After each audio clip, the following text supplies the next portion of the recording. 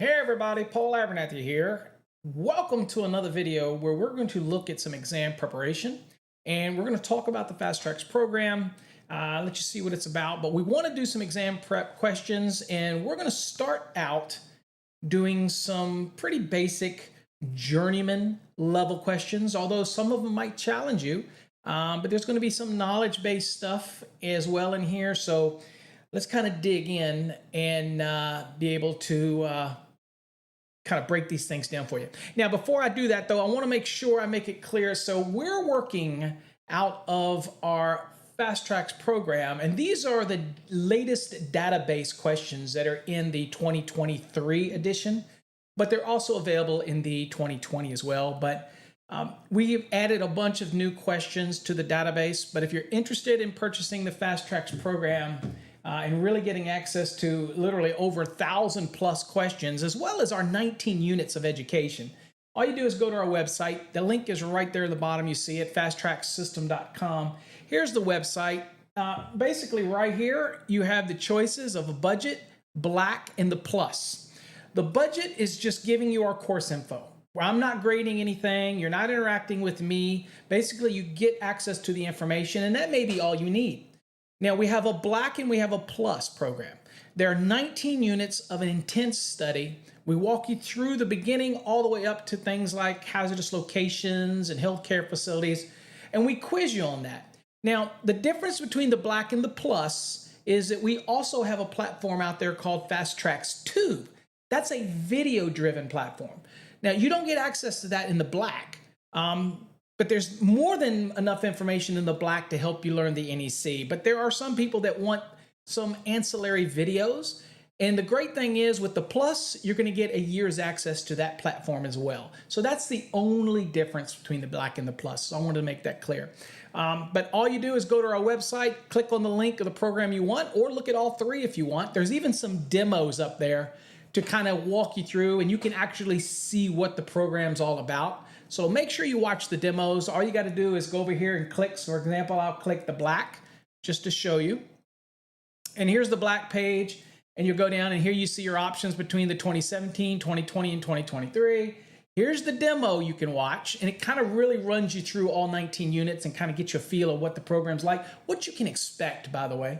Make sure you read this information down here, whether you're looking at the black or the plus. Because it kind of tells you what's in the program.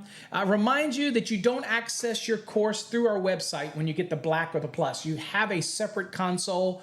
We will send you that information via email within 5 days of your purchase. So you'll get that information. That is all explained down here. Allow 5 days and whatnot. Anyway, so make sure you also know which testing your state's doing, whether they're on the 2017, the 2020, or 2023. That is on you, because we don't know what it is in every state, okay? So anyway, that's our Fast Trax program. It's not just exam prep, okay? It is really teaching you the National Electrical Code. That's what I'm all about, okay? All right, enough of that. We'll come back to that shortly. We'll give you a little bit more of a sampling of that. Let's go on and get into some code questions. Got your code books handy? We're going to be working out of the 2023 edition of the National Electrical Code, but if you're in the 2020 or the 2017, don't let that discourage you, because some things might have changed, but a lot of stuff is going to be, it hasn't changed all that much. So just relax, grab your code book. I've got my code book right here, and we've got the electronic versions provided by Link, which is an NFPA product. Highly recommend it if you're studying, but you got to get used to your code book, because you're not allowed to use the electronic version like Link inside of an exam. So again, it's just great to have on the job site, very handy. I'll also remind you that if you've never done it before, and whether you are a member of our program, whether or not you're just an electrician, a master electrician, journeyman electrician, apprentice, or anybody, I want to remind you that you need to get our mobile app. Our mobile app gives you access to so many features. It gives you access to Fast Trax Tube if you're a member, or you're thinking about subscribing. It gives you access to our blogs. It gives you access to our Chat Now feature, which is kind of like TikTok in a way. And this is what we'll be using now to share code questions and images. So this is only available to those that have our mobile app. Okay, so you have to get the mobile app. Where do you get the mobile app? You just go to our website, and I'll show you how to do that real quick. We'll go to the website. And up here at the top of the website, you'll see right here where it says mobile app. So you go to fasttracksystem.com, click on mobile app. And if you're on a desktop, you just scan this QR code. If you're on your phone, you just click this little link right here, and it'll ask you if you want to load it on your phone. You answer yes, but remember, we're not loading any software. It's simply a link to our PWA app. So don't be worried about that. And if it asks, do you want to allow notifications? Say yes, because sometimes we'll send you updates, state updates, interesting things that are happening around the industry, and you want to get all those in a push notification. So make sure you allow it to be on your computer or your phone, and then make sure you allow notifications so we can give you those updates when they come about. Promise you, we will not spam you. It is only when updates or we want to make system-wide notifications or let you know if something changed. But it's free, and you really should get it. And there's so many calculators on here. There's so much goodness that you can use in the field. Calculators, resources, all right here. Okay, so make sure you get it. It's free. It doesn't cost you anything. We're not going to sell you anything in there. All right, let's get on back to what we're doing here. Okay, like I said, I'm going to start you out easy. We're going to look at some journeyman questions, and maybe in time we'll step on up to masters, but we're going to see how long it takes us to get through some of these journeyman questions and work through it, okay? Sorry if you've endured my little commercial, but that's how I make a living, okay? So, all right, let's get to it. All right, folks, so here's your first question. This is more of a knowledge-based question because if you look at it, it says an article number in blank following a definition indicates that the definition only applies to that article. So where do you learn this? So this is interesting. If you look at the National Electrical Code, and this is kind of one of those ones that you have to learn it. Now it's in the very beginning of the code. It talks about what these things mean, and most people skip that portion of the code, right?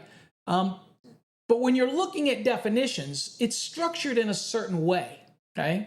And so you'll have different things like brackets and parentheses. You'll see italics throughout the NEC, all that stuff. This specific question is talking about when you see an article number following a specific definition, okay, it indicates that that definition only applies to that article. But what is the article number in? Is it in bolds? Is it in brackets? Is it in parentheses? Is it in italics?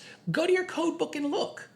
Really, go to your code book. We'll go look itself. But let's go over to the NEC, and let's go on and dig into some definitions real quick and see what we're talking about. Because this is more historically what we're trying to get you to learn in this scenario right here. So let's kind of go down to some definitions here.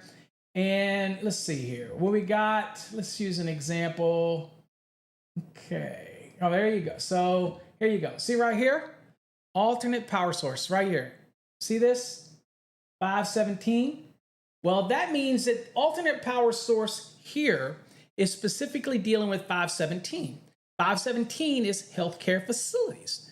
So to answer our question, it was the article number, and we know that 517 is an article number. We can skip the CMP5 thing. We can skip the 99, which is referencing the document where it came from, the healthcare document, 99, that helped bring that definition over to the NEC.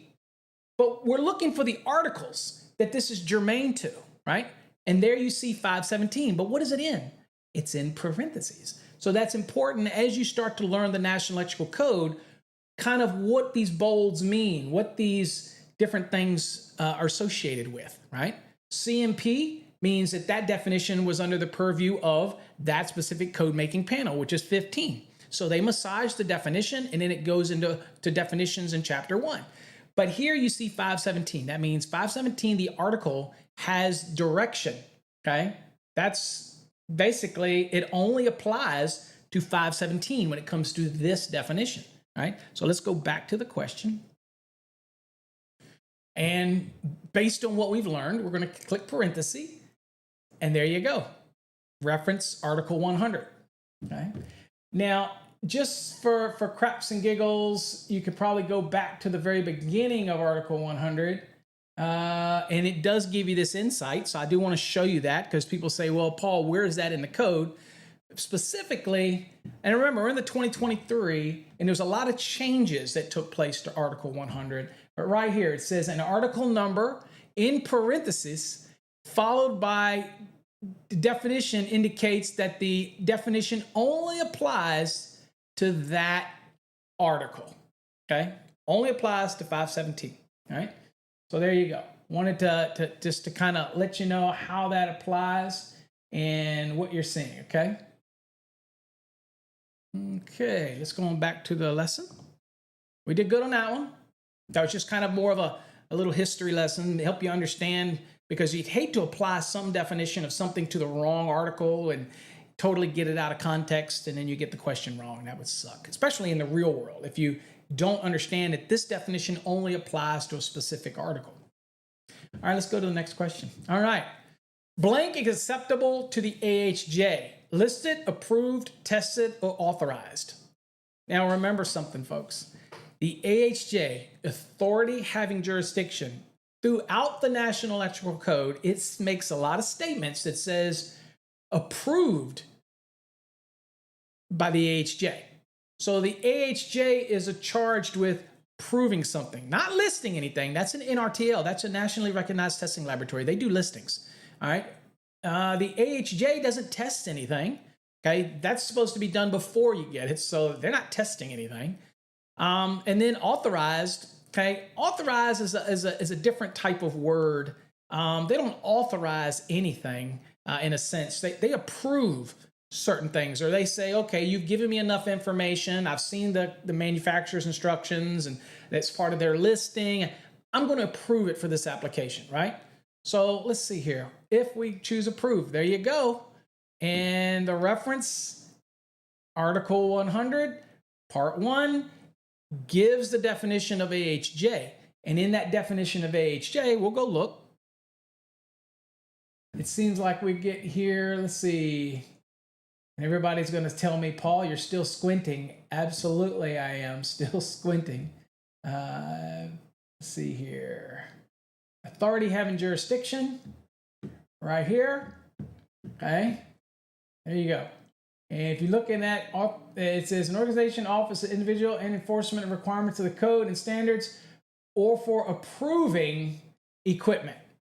Okay. So it's right there in the definition. Okay. One of the things to remember that in the 2023 edition of the National Electrical Code, now all of the definitions are located in Article 100. You no longer have the .2 where the definitions are specific or may be germane only to that specific article. Now everything has been moved over into Article 100. So that is the importance of the last question, because you still have certain definitions that are specific to just that article, and now how they do it is with the parentheses. That makes better sense of why we had the other one. And again, I'm here to teach you. So again, some of these things may seem very basic, but we build up in this series. We're trying to get you better and better at it, right? So we got to start with the basics to be able to do that. All right, let's get back. All right, doing really good. Let me go on and make sure I have everything on my screen ready. Okay, let's go to the next question. All right. Now, when performing branch circuit load calculations, the outlets for heavy-duty lamp holders shall be calculated at a minimum of blank volt amps. All right. So think about this application. You're thinking, all right, this is a calc, right? And so it's asking me about volt amperes, right? And it's a branch circuit, because it's talking about performing branch circuit load calculations. So you really need to start getting in the mentality here is, okay, when I see something that's asking me about a branch circuit calc, where do I go to do calcs, right? Where do I have to go to that really gives me the process for doing calculations? Well, easiest thing to do there is to go to Article 220. And remember, there's a Part 2, Part 3, and Part 4, which work together. Okay, so branch circuit applications, Part 2, Part 3 is we call it a standard method of a load calculation for service and feeder, and then Part 4 optional. But start getting that mentality in a question when it's saying, okay, I see a volt amp, asking me about volt amps, and then it's like, okay, you're asking me about a branch circuit load calculation. So that drives me to say, well, This makes sense. This needs to be, this is a 220 thing. So we're not using the index here because I do a lot of training with you using the index. This episode, we're trying to put some memory points and make you remember certain key things. So this is why I'll focus on it. So my training is different all the time. I'm always changing it up. So here we're trying to take some things and I'm going to pick out little points that you need to remember that kind of trigger things. And you know, it's not tips and tricks. It's really trying to trigger your mentality to think, okay, when I see branch circuit load calc, I'm thinking, wow, that's going to be in part 2 of 220. When I see service or feeder load calcs, it's going to be, well, are they asking me for standard or optional? If they don't say optional, then I know that we're talking standard. Those mental triggers, that's what we want to work on. Okay, so we still got to find this answer. So let's go into the code. And since we know, and we're going to use what's called bold scanning techniques today. Again, I wish that the NFPA would add the index to link so that educators like us can show you how to use the index that way. And I do that, but it's hard to do that, and I don't have my third camera set up. So I'm going to use this technique to bold scan for you today, all right? And we're going to use triggers to try to get us where we need to be. And again, I'm going to hopefully log that into your brain. All right, so let's go in here, and I'm going to look here, and I'm going to say, okay, so I know that I need to be in 220, so I'm going to move past these definitions. Hopefully you can see this all okay. And we're going to go to 220, if I can find it. Okay, here's 2. We're going to go to 220. All right, we're in 220, and of course, in 220 now, I'm going to get us down to where I think we need to be, and that would be, obviously, we're going to go down to part 2, and if I can find it in here. Again, I can't see it just like you probably can't see it, so, all right, so there we go. So we're in part 2, we're at branch circuit load calculations. That's what our question was about, right? And our question was about performing a branch circuit load calculation when the outlets for a heavy duty lamp holder. Okay, so we're going to go down. So we're into, so we're going to be bold scanning, right? And here's our other loads. Okay, other loads and specific. No, luminaires. Oh, heavy duty lamp holder. E. Didn't take us long. But what we had to do mentally was remember, we're doing a branch circuit load calculation. It's asking about a specific item, a lamp holder. And in this case, a heavy duty lamp holder.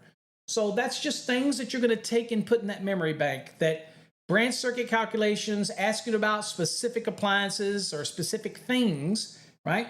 That this is where you would go first to see where you need to be. And the reason I say that is because if it had been about ranges, for example, you probably know that you'd go into 220.55, or dryers 220.54, but you notice it right here, it tells you to go there. So this is where you're getting that direction as well. So that's important to remember in 220.14. It's also helping give some direction. And the 2023 edition kind of made that even a little easier in the way it's laid out. So that's a great change for the 2023 is how you approach it. It just kind of simplified it. All right, so let's go down here. So here we are.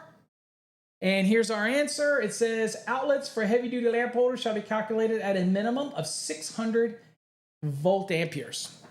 That's our answer, 600 volt amperes. So let's go back to our lesson. And we'll choose 600. And there we go, 220.14E. And that is our answer, okay? So we didn't use the index. Now, could you have used the index? You probably could have gone back into heavy duty lamp holder. Remember my trigger and how you find the points, the targets, words, or key phrases or key references. This was about heavy duty lamp holders. So if I will do this, so if we go back in the back, you'll see there's a reference for heavy duty lamp holders. And here it says branch circuits, right? And it gives you that information, right? And so it's just a lot of information in here that you could go to, but you know, at the end it says unit loads. That's what we're asking about, and that is 220.14E. So it says it right here. So while we won't do it on every question here because we don't have electronic version of the index, what I will tell you is that it's simply a matter of looking at the question and dissecting key terms. Now, that's what I recommend for people all the time, right? So, I'll just kind of give you a little quick lesson on dissection is that if you get a good database of questions, if you have R questions, don't be in such a big hurry to answer them. Take your time and read the question, and then maybe dissect which key terms you think are triggers. Then go to your index and see if those triggers work for you. Now, the beautiful thing about that is it gets you working in and out of the code book. And that's what we want. We want you moving in and out, in the index, back out. We understand that during an exam, you're not going to be able to look up every question. That's why I'm teaching you the way to do it today. It kind of locks some things in your head. But the index can be a wonderful thing if you know how to use it. And I don't want you to use it as a crutch. What I want you to do is look at a question, try to pick out what's the question asking.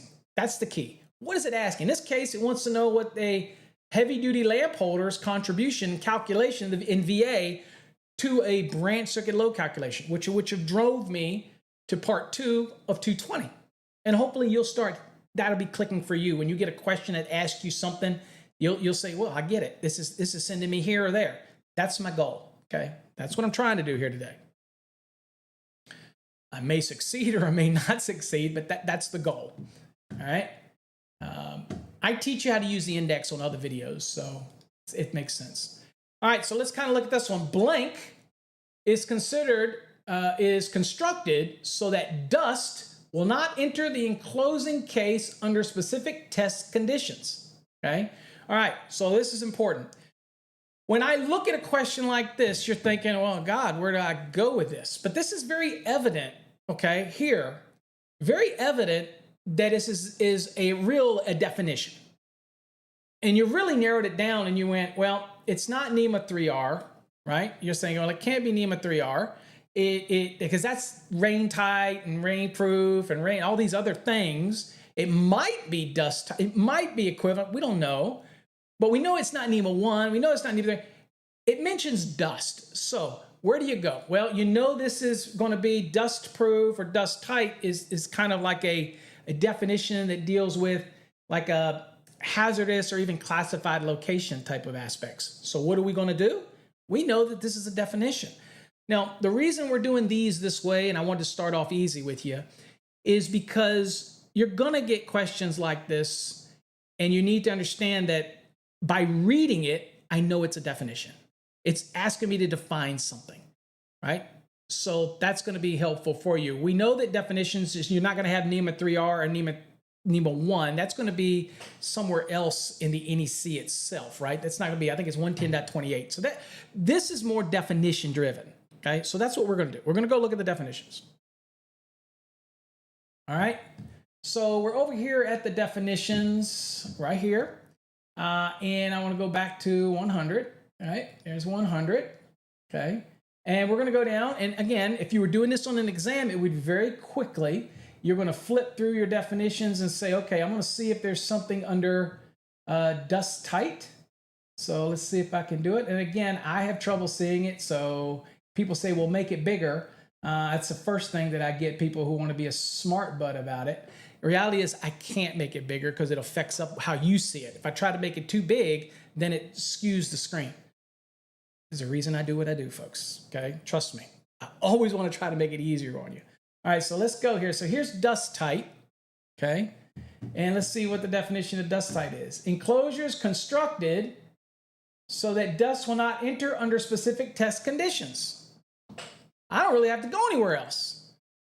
It says construction so as dust will not enter the enclosure under specific test conditions.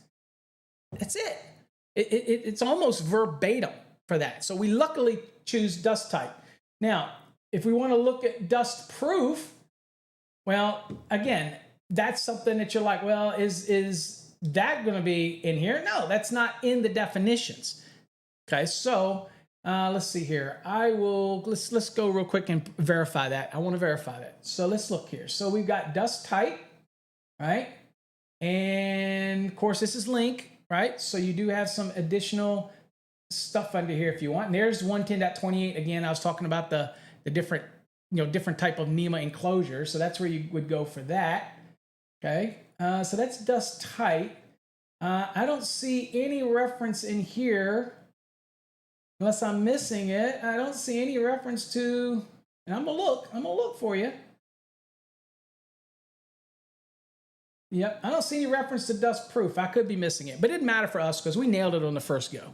Okay, so dust tight, and there's our reference. Okay, now I don't think it's part 3. That actually was the 2020 edition of the NEC, but now it's all under 100. I believe that's the way it is. Okay, anyway, good job. You got it right.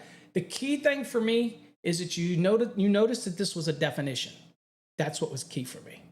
Okay, that was the key part. All right, let's do another one. Y'all doing great. All right. A device that establishes an electrical connection to the earth is a grounding conductor, a grounding electrode, a grounding solid, or ground. Okay? Well, think about this. A device that establishes an electrical connection to the earth. Well, a device. What's a device? Well, to me, when it said device, I'm thinking it's got to be an electrode. That is intimate with the earth, whether it's a rod, pipe, or plate, a ring, a concrete encased electrode. That is the device that establishes an electrical connection to the earth, right? Now, grounding electrode conductor brings it to that device, okay? But the way this is written, and we'll go look, but when you think about it, dissect this question. We're talking about what is the thing that makes that connection to the earth possible. Now, there's a bunch of pieces in this, right? Grounding electrode conductors down to the electrodes in contact with the earth. Yeah. But think about how the question is written. Whether you agree with the question or you're sitting on an exam and you go, this is a stupid question, you're stuck with the question, folks. So you have to make the best of it, okay? So in my case, I'm going to say grounding electrode, right? But I'm going to go to the NEC because I'm making that distinction here. And I'm here, and here's a grounding electrode. It says, a conducting object through which the direct connection to Earth is established. Doesn't say device, okay? Right? So you're thinking, well, it's got to be this one, right? Well, look at here. This is grounding conductor. This is grounding conductor equipment ground. Here's a ground conductor, grounded conductor. All right. And let's see here, grounded.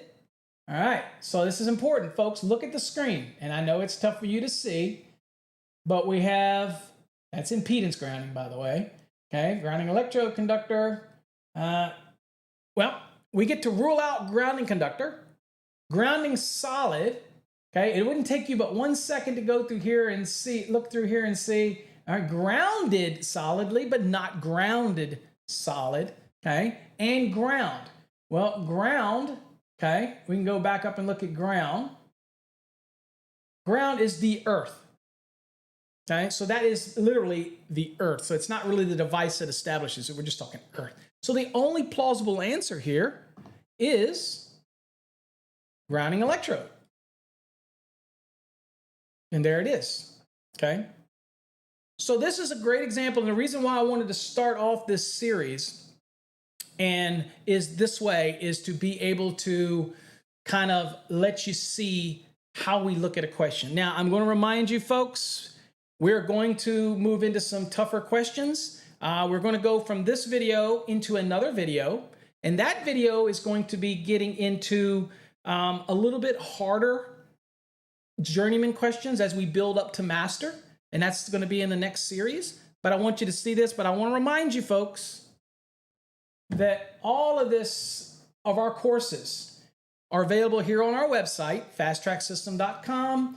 Here's where you click, you can find the Fast Trax budget, black or plus, right? But we have tons of other courses. We have Fast Trax courses with the orange where you get 4 courses of your choice. And so there's so much stuff here, folks. Make sure you check it out. If you want to see all our courses, you click on courses and they're all under the drop down. Residential, commercial, whatever you want, they're all right there. So check them out. And okay, y'all did great to start off. Get your juices warmed up. We're going to go into another video here shortly. So make sure you subscribe to the channel because there's other stuff here. And make sure you go over to fasttraxtube.com and subscribe for our annual membership, because you're going to get a lot more videos like this in the future. And they're going to be on all types of topics. All right, folks, I'm going to catch you in the next video. You did great. 5 fairly easy questions, but they caused you to use your skills. Okay? All right, we'll see you in the next video.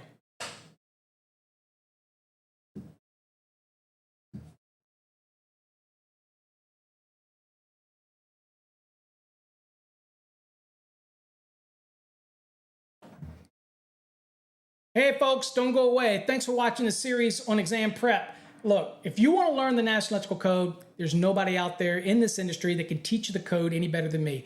I will walk you step by step through. We have the best illustrations. We have competency review questions to test your knowledge. Look, if you're trying to learn the NEC, then you need to get in our Fast Trax program. Not only that, is you get mobile apps, you get message boards, you get chat. There's so many ways for you to connect with us and ask questions.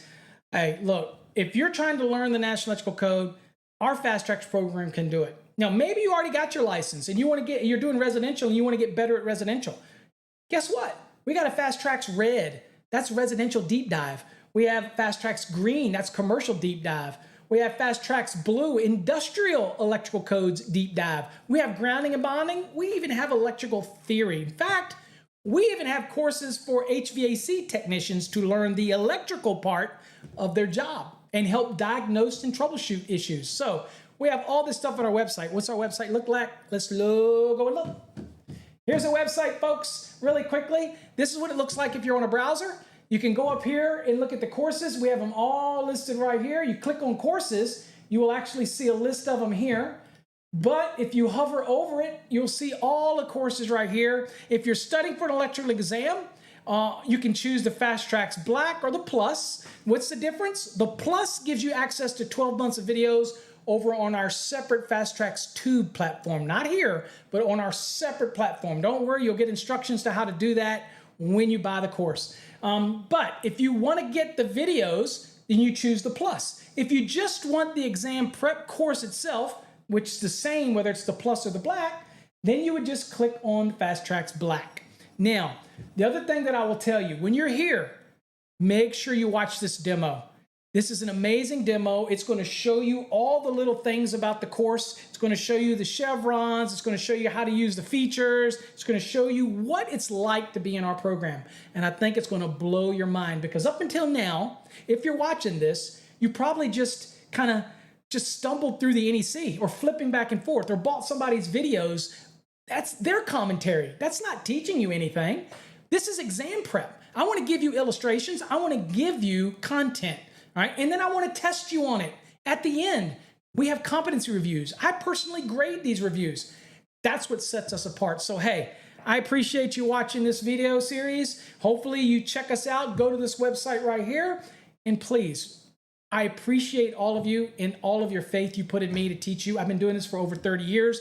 I have created a system, whether you're pre-licensed or post-licensed, to help you learn the NEC. So hopefully you'll check out my videos, you'll subscribe to my channel, you'll become a Fast Trax member, you'll download our mobile app, and you'll watch the next edition of this series. Till next time, folks, stay safe.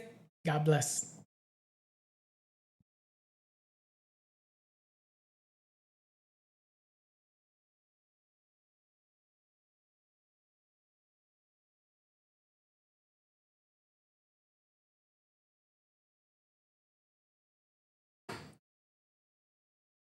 Hey folks, Paul Abernathy here. Welcome back to this exam prep series. You just finished watching video 1. Hopefully you learned a little bit about the basics in a journeyman style question, really learning the fundamentals, kind of getting used to looking at a question and dissecting it without using the index. You're kind of just looking at it and saying, well, what is the question asking me?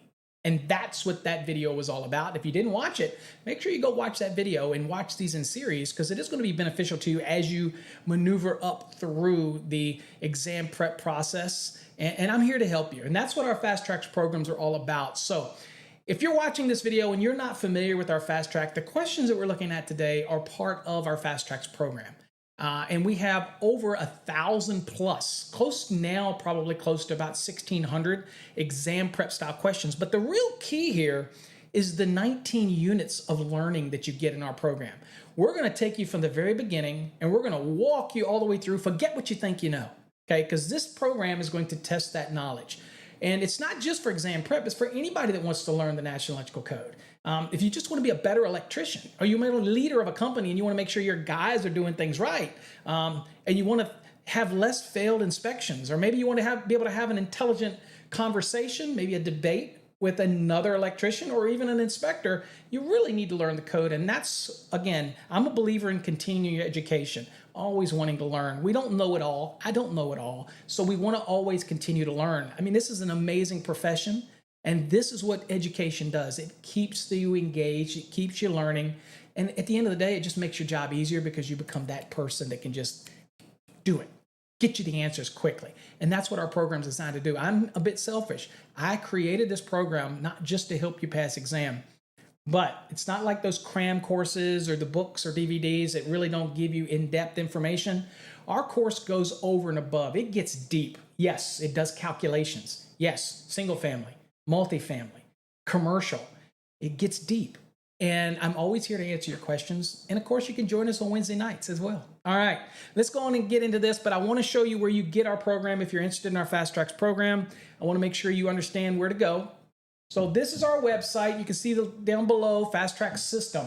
On our website, you can obviously go up here under courses, and you can see all of our programs. So budget courses we have available now. We have the continuing education. We have our Fast Trax Black, our Plus, our Industrial, or so many courses depending on where you need to be. Now, if you happen to be studying for exam prep, then the easiest thing is to go up and just go to our Fast Trax Black program or the Plus. Now, what's the difference? If you could just scroll down, if you're on a web browser. Now, if you're on your mobile phone, then it won't look exactly the same, okay? If you're on your mobile phone, I will show you this real quick. Just so you know, if I go to the mobile version, then this is what it's going to look like on your mobile version. So I just want to make it clear, because some people say, well, it doesn't look the same. So this is kind of what your mobile version does. And if you scroll down, you'll see icons. Well, all you want to do, if it's exam prep is what you're doing, then you just simply click the one that says test. You tap it, and that's all you do, and it'll take you right to the Fast Trax page, and you can look between the Black, the Plus, and the budget and everything. Now, let me explain the difference between the Black and the Plus. It's the exact same course. It's our 19 units. You get me grading your work.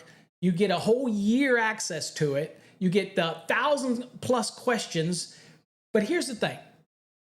It's the exact same. The Black and the Plus are exactly the same program. The only difference is the Plus gives you access to our exclusive video platform. It's not YouTube, it's not somebody else's, it's all controlled by us, and it only has videos selected by me personally.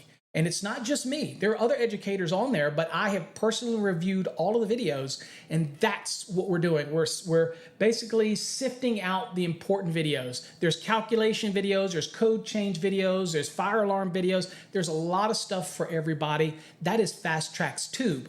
Now, the difference between the Black and the Plus is the Plus, I'm going to give you a year subscription to the Fast Trax Tube as well. So that's a bonus, okay? And we just work the price into the cost of the course, right? Remember, the course itself, Fast Trax Black or Plus, is the exact same exam prep course or NEC learning course. The Plus just gives you access to videos on our other platforms. That's the difference, okay? Difference. All right, kind of got that out of the way, but that's our website. Go check it out. We have some great blogs on here. Make sure you check out our blogs. We have a lot of calculation articles, different things like that. Also, what you should be getting, if you have not done it yet, you need to, whether you're in our program or not, and this is the last thing I'm going to sell you on, I promise, you need to click on this mobile app button. On our website, you'll see a link right here. When you go to your mobile phone, you click it. You download the app onto your phone, and that app on your phone is going to look like this. And it's got so many resources. It's got online calculators. It's got just so much there. You can read the blogs from here. You can go into our chat room from here. And here's another neat thing. If you don't like social media, but you want to learn something, you get the app, and there's a feature called Chat Now. Chat Now is very similar to like a TikTok without all the garbage. You know what I'm saying? We'll post things on here. You can post things on here. You can post up to 6 images at a time, and have people comment on them, critique them. I'm going to post stuff on there more now since we finished our little experiment on TikTok. I'm not on really TikTok anymore. We wanted to see before we decided this is where we wanted to go, and it's all on our mobile app, and it's free. It doesn't cost you anything to get our mobile app. You can get it right from our website, okay? All right, enough of that. All right, let's get to today, what we're going to be working on today. All right, folks, we're still going to be working on some journeyman, I think journeyman level questions as we're working through this multi-part series.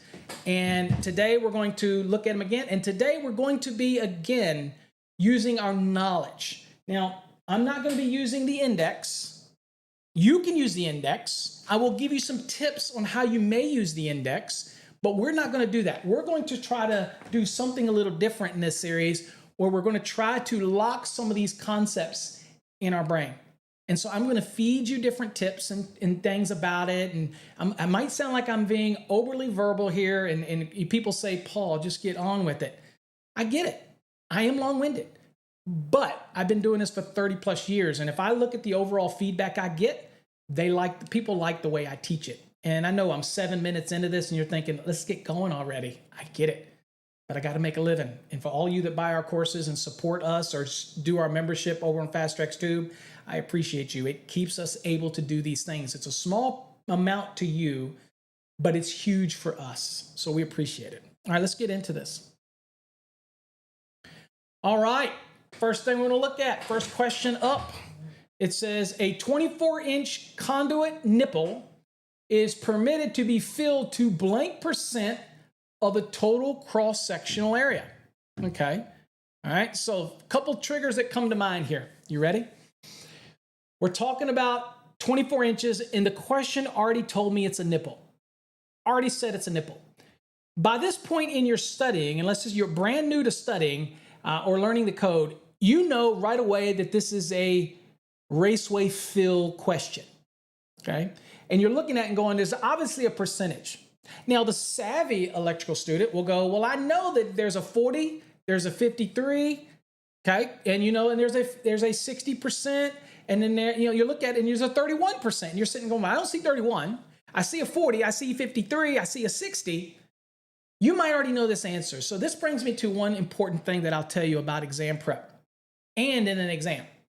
If you happen to see a question on an exam that you just flat out know the answer to, guess what? You answer it right away and you move on, because that's going to build you up some extra time in an exam.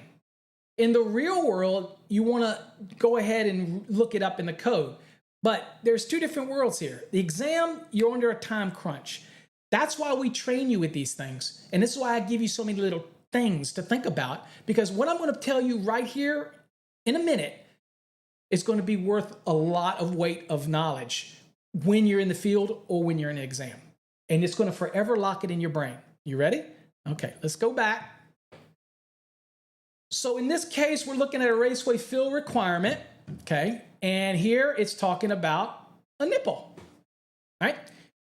We also know that it's talking about percentage fill. Where do we go for percentage fill?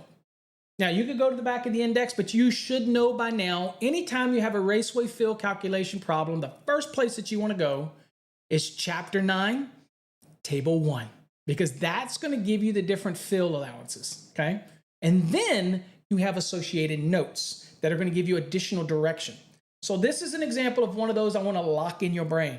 When you hear something on an exam about raceway, tubing is a raceway, conduit is a raceway, when you start seeing this, I want you to think Chapter 9, Table 1. And there's various notes associated to give you additional guidance. So that's what we're going to do. We're going to go to the NEC. All right, so let's go to the NEC. And we're going to go down to Chapter 9 right here. And we're going to go right here. So this is it percentage. Well, what does it say right here? Okay, you look at each one of these and it says, okay, number of conductors and or cables. So you've got one conductor, 53%, two conductors, 31%, over two, 40%, okay? We're all familiar with that. But where does it talk about the nipple? Well, go down to these notes right here. What do you see right here?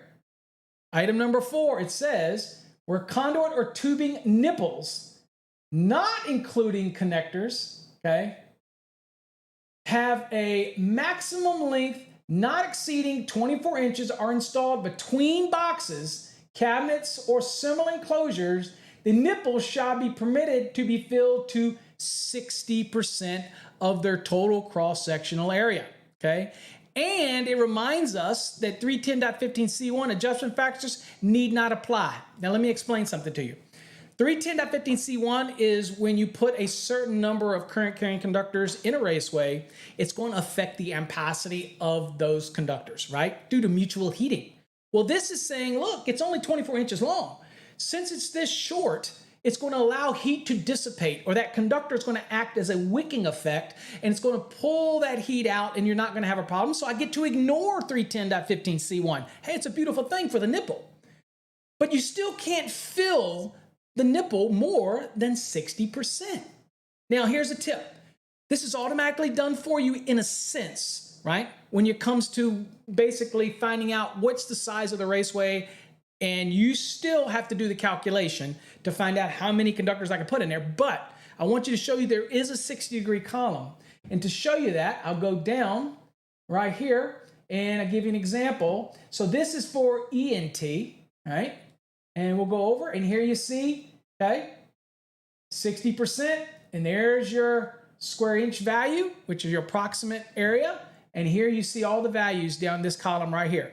Okay, so when you're taking the conductors and you're doing chapter 9, table 5, and you're taking THHN, and you're finding out what the inch square is of it, the approximate area, using the approximate area column, not the approximate diameter, approximate area. And you go over it and you say, well, how many of these can I put in this raceway? Well, you could take this 60 value here and you could divide that by the number of conductors of if they're all the same size, and that'll tell you the maximum number you could have in there and not exceed the 60%. You with me? So it's so important to remember these things. 60% fill for nipples. 31% fill if you have two conductors. One conductor is 53%. Over two, which is probably what you're going to run into the most of the time, is going to be 40%. I cannot fill that raceway with conductors that would add up to more than 40%. In this case, a nipple, we could put up to 60%, but we can't exceed it. Make sense? A lot of valuable information there to remember. Just think, nipples, 60. Over two conductors, 40. One conductor, 53. And by the way, there's also a note 9 in there in this table that talks about putting cables inside of raceways. If it's a complete system, that means box to box, then it treats a cable as a single conductor and you can't exceed 53%, okay? And there's a calculation that allows you to calculate. Pi divided by 4 times the diameter squared is the formula to determine what the approximate area is for a cable inside of a raceway, okay? It's important stuff because there's also a note 2 that says, look, if it's just a piece of raceway and it's not connected to boxes, then it's only there for physical protection, then you don't have to worry about that. There's so much to look at. Take the time and go to chapter 9, table 1, and look at all those notes and really try to understand the notes. It's going to serve you great dividends, not only on an exam, but in the real world, in the field, okay? All right. A little more explanation on that one, but I felt it was necessary for us to kind of go into the details, dig into the weeds a little bit, get you a little more familiar with chapter 9, table 1, and the various notes. Of course, I do have videos, folks, over on Fast Trax Tube that talks about raceway fill, and we cover all of that in an exhaustive detail. I'd love you to become a subscriber on that platform. It's only $99 a year. We lowered the price, or you can do month to month. If you want to do month to month, that's up to you, but it really does help us. A lot of people send us donations. I don't want the donations. I'd prefer you to become a subscriber. That way you get something out of it. right? That's what I prefer, but we appreciate you nonetheless. All right, so 60, there you go. Chapter 9, Table 1, Note 4. Beautiful. All right, let's do another question here. All right, now, let's look at this one. It says the minimum radius using a one-shot bender, okay, so it says one-shot bender, okay, bender at 1 trade size. People say 1 inch, but it's really 1 trade size, but here it kind of says 1 inch. EMT is blank. And you got to think about this question. Okay, I'm going to give you a little tip. If you ever see an exam question, first thing, it's talking about minimum radius bending, okay? And then it's talking about a one-shot bender, or it doesn't say something like a full shoe bender and all this kind of stuff. Where do you need to go? Okay, so this is one where I could go back into the index, okay, and start digging around. For example, I could go back here and say, okay, is there anything under one shot? Well, I'm going to do it. I said I wasn't, but I'm going to do it because I want to give you something here that you just need to commit to memory, okay? But I'm going to go look real quick and see if there's anything under this. And you should do it too.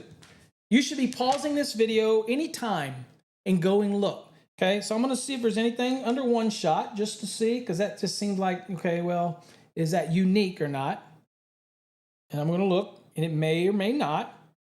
And I don't see anything under one or anything for one shot. Okay, so that wouldn't help us. Next is radius. Okay, so I'm going to look, see if there's anything maybe under radius. And I'm doing this for points, so just bear with me. All right, so I'm going to go look under radius. And let's see if I see anything under radius. I got raceways. Let's see here. I've got nothing under radius that I see. Okay. Nope, nothing under radius. Okay, you're thinking, oh, crap, this is one of those questions, right? We're thinking, okay, well, what about EMT? So I'm going to go look under EMT. Bear with me, folks. You might find it somewhere, but I'm doing this for a reason. And I said I wasn't going to use the index, but I have to illustrate something I want you to commit to memory. So I'm going to go look under EMT, electrometallic tubing, and see if I see anything. Okay. All right, so electrical EMT, and I'm looking at bends. This question asks about bender. So it's talking about radius. So you have to think it's a bend, right? And then you go under bends and it sends you to 358.24, 358.26. Then it sends to chapter 9, table 2. Okay? Why is that important? All right, I'm going to show you because we're going to go look at those references. So this was specifically about EMT, but I'm going to blow the beans for you. You always want to go, there's a table in chapter 9, table 2 that talks about this, okay? And so you want to make sure that you put that in memory, that if you get a question that's asking for minimum radiuses and it says something about a one shot or full shoe or anything like that, think chapter 9, table 2. Chapter 9, table 2. But we're going to use the NEC and the index because I said I'd do it for a reason. Under EMT, you'll see it says bender. Now we're going to go to 358.24. Now watch the process here because I want you to realize that the NEC is not always, the index is not always the holy grail, but it can benefit you. Let's go here first. And I'm going to go to 352. Bear with me as I squint my way through this. And I know see out there says, Paul, you need to just get a bigger, screen. There are huge screens. I still can't see. Okay. So again, save me the criticism because it's just not going to help me. Let's see here. Go ahead. So we're going to go to, what was it? 24 first. So here we're at 24. Okay. And what does it say right here? You ready? The radius of a curve of any field bend to the center line of the tube shall not be less than shown in table 2, chapter 9 for what? One shot and full shoe benders. Oops, sorry, I wasn't high enough. There. The index worked, but you have to know where to go. We looked at radius. There's nothing. We looked under, I think we looked under bender. There was nothing. We looked under the wiring method to get us there, right? Now, if you know bins, which is typically .24 in most of the Raceway articles, then you could have gone there and you would have found this and it would ultimately send you. But you have to understand, do you know what a full shoe is or a one shot? These are when you're making in the field bins, okay? Now, if you buy manufactured stuff, bins that are already made, they're already gonna understand this. They're already designed. These are for when you make bins in the field, okay? And you can't be less than what is given here in Chapter 9, Table 2. Okay, with that said, we got to answer the question. But the second reference in here was 358.26. So while we're here, we're going to look at it. And there isn't a 358.26. You know why? Because I'm using the 2020. And this is the 2023. So that's an example of something's missing. So when people ask me, can I use a 2020 to take a 2023 exam? You probably could. But there will be things that are missing, changed, and moved around, and it could get you frustrated. Okay? So we're going to go down, and we're going to go to Chapter 9. And we're going down here, and we're going to go down, and we're going to go to Table 2. And here it is, right here. Here is Table 2, right there. Radius of conduit and tubing bins. And we have one shot and full shoe, right? And what was the size of ours? Ours was 1 inch, or trade size 1. Remember? Just so you know, I'll go back to the question. So here's it right here. It's a one shot bender for 1 inch EMT. Makes sense? All right. So we're going to go back to the code. And so here it is, it's 1 inches right here. Let's go over, and this looks like 5 3/4. That's our answer. So let's go back to the question. 5 3/4, and there's our reference. Chapter 9, Table 2. Again, I get it. I'm long-winded. But if you let what I say soak in, it's going to make so much sense for you. Okay? All right, let's go to the next question. All right, the diameter of a 1.5 EMT conduit is. So it's a diameter question, right? It's not necessarily asking us fill or anything like that. It's just basically saying, okay, it's a 1.5 trade size EMT. What's the diameter? And you're thinking, it's one of these. Where do you go?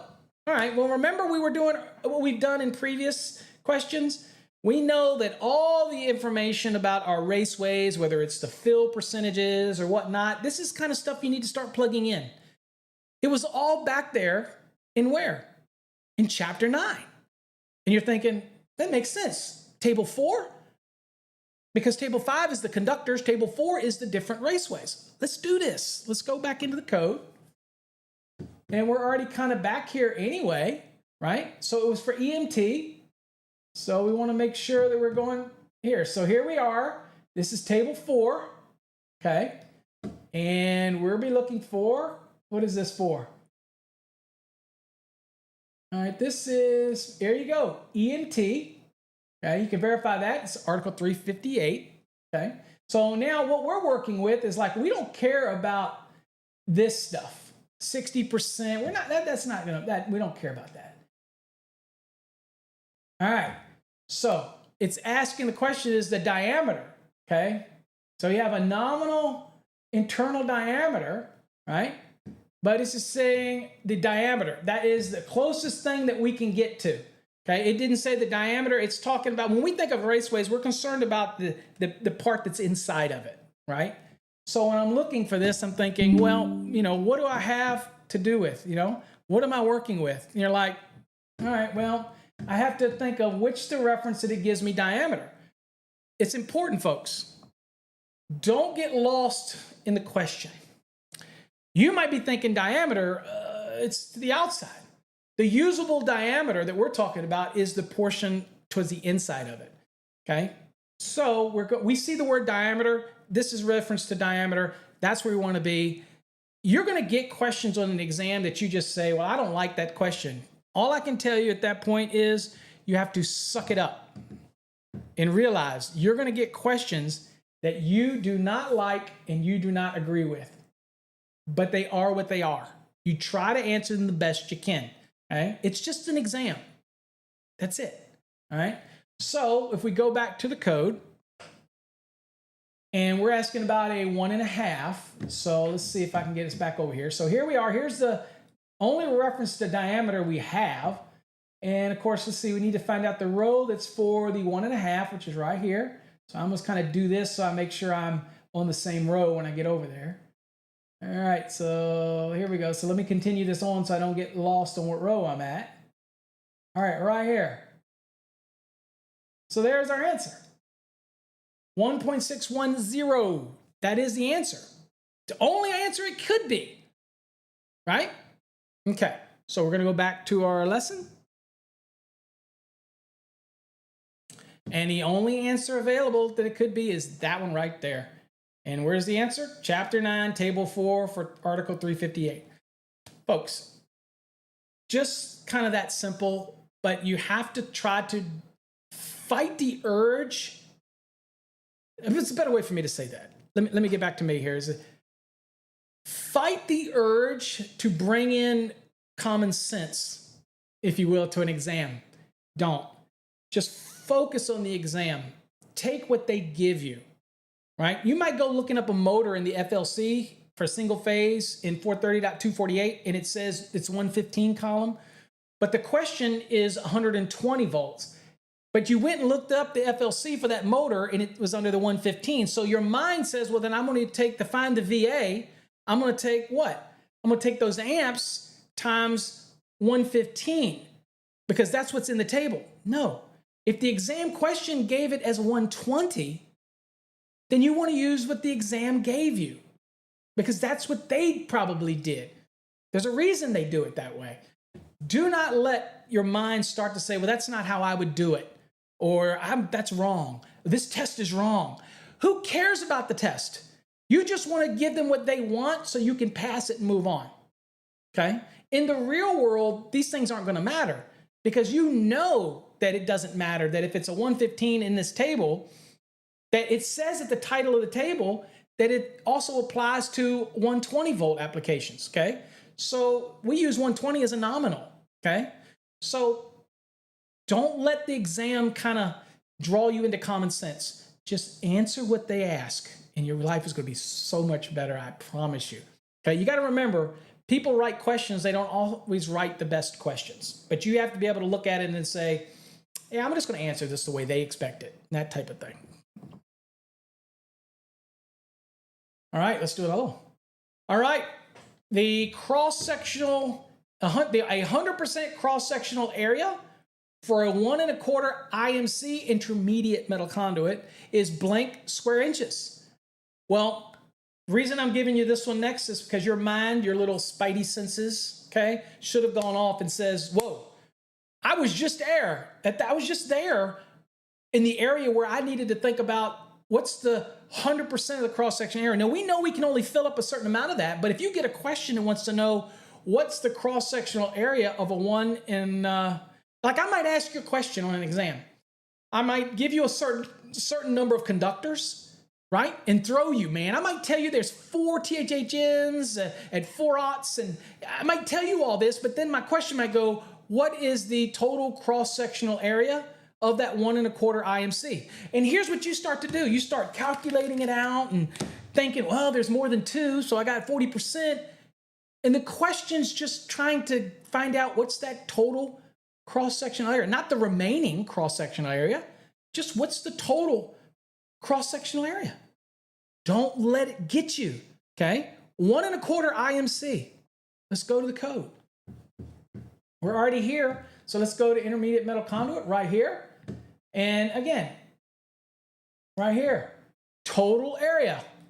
That's what the question, didn't ask you the fill, didn't ask you what the remaining fill was. Be very aware of questions like that, because that is the easiest type of question to ask, is give you a lot of fluff and then turn around and bam, hit you with a simple question. So in this case, it was 1 1/4. So we got to do like we did before. I need to make sure I'm in the right area. So it's right here. So I just want to do this to make sure I go over and I'm in the right area. Okay, let's continue this on. So we know we're in the right area. Okay. There. So, okay, square inches, looks like it's 1.647. Just that easy. That is the total area.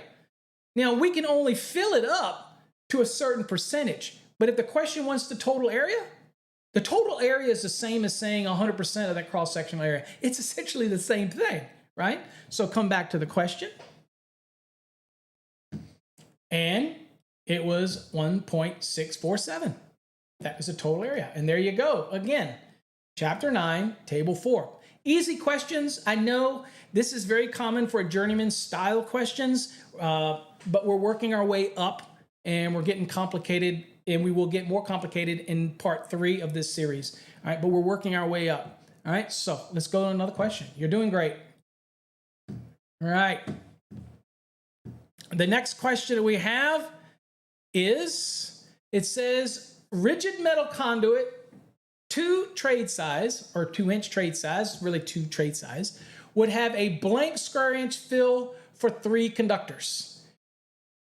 You see what I'm saying? Now that remember that knowledge I gave you early on? Remember the early knowledge I gave you? Remember when I said how important it would be? This is the kind of thing now that you should start being able to just hammer these things. These are easy questions, and I would hate to see you have trouble on a journeyman's exam because you didn't think about those principles. We know we have what? We know we have over 2 conductors, okay? We've got 3, okay? Now, people will say, well, I don't, they're like, well, I don't, I don't have the values here. I can't solve this. I need to know the conductors. No, you don't. Not to solve this, you do not. If it was on TikTok, for example, people would be arguing till they're blue in the face thinking they can't solve this question. You can. What is the blank square inch fill for 3 conductors? Okay? Means you can't exceed it. For these 3 conductors, what is it? Let's go to the code. All right, it's rigid conduit, and it's 3 conductors. All right? So it wants to know what we've got. So let's go down. So this is rigid. So I'm going to take us to rigid if I can find it here. Hold on here. Rigid metal conduit right here. All right, so how many conductors we have? We have 3. So we have over 2. So we can't fill it more than 40%. All right? So what is our value for 2? Trade size 2. Well, here it is right here. Right there. There's 2. And the 40%, we want to be in the square inch column. And that would be 1.363. That is the maximum we could put in there. Even if we have 3 conductors, that's the maximum we can go. We don't have any conductor sizes. We haven't done any math. It doesn't matter. We need to know what's the value in square inches that I cannot exceed. And that's the answer. So I come back to the question. And there it is. Right there. Chapter 9, table 4. So important, these questions, to really hammer these things home and make you feel comfortable about what's going on, folks. It really is. Okay. All right. Let me bring you back to me real quick. Oh, remind you real quick, if you're interested in learning this stuff, so I can promise you in our course, you will learn this stuff. You will become so proficient with the National Electrical Code. We have students that email me every day who tell me how they learn so much in our 19 units in our Fast Trax program. I do want to show you again where you get our program. You simply come to our website. The link is right there at the bottom, or you'll see the link, fasttraxsystem.com. You'll go here under courses. You will see the Fast Trax Black. You will see the Fast Trax Plus. They are the same course. The only difference is the Plus, we give you access to 12 months of videos as well on our separate website, fasttraxtube.com. That's the only difference. The only difference in price is you get a year's access to that platform as well. That's the only difference, okay? You could do that right there, or you could come up to courses, and if you're in a mobile app, then all you got to do is just go to, when you get our website, all you do is scroll down to where it says test, click the test icon, and that will take you to all of the Fast Trax programs that deal with exam prep. That's just an easy way to get there. You could also click the little hamburger at the top right, And that will also give you all the navigation that you need to navigate our website. Okay? It's all right there, folks. Hopefully you'll get something out of that. And so everything is right on our system. There's a lot of demos over there too. Make sure you watch the demo. There's the website. Share it with people. Get the people in your company using it. I know I sell courses and I don't like to sound like a salesperson, but I promise you, you will become a better electrician through our course. You'll be connected with me. You'll get our mobile app. You'll be able to ask questions directly through the mobile app. And shortly, I'm going exclusively to answering questions through the mobile app so I can be of better service to our customers. I don't necessarily want to have better service to everybody else. I want to reward my customers with my dedication and loyalty. You get this app, it's free. You can always post a question, always post an image. You could be on a job site and take a picture of something and send it through the app, and I will comment on it and give you some advice. That's where we're moving, folks. I want to support you because you support me. That's what it's all about. I don't know everything, but I promise you I will pour what I know into you the best I can. All right? All right, folks, stay tuned for the next episode as we're going to get a little harder now. We're going to shift over into some master level questions, and we're going to work our way up. So whether you're a journeyman or you're taking a journeyman or you're taking a master, it doesn't matter. In my course, we don't differentiate. So even though these will be a little tougher questions, I want you to do them. I want you journeymans to do them because it's going to make you better. And that's what I'm here for. All right. Catch you in the next video. God bless.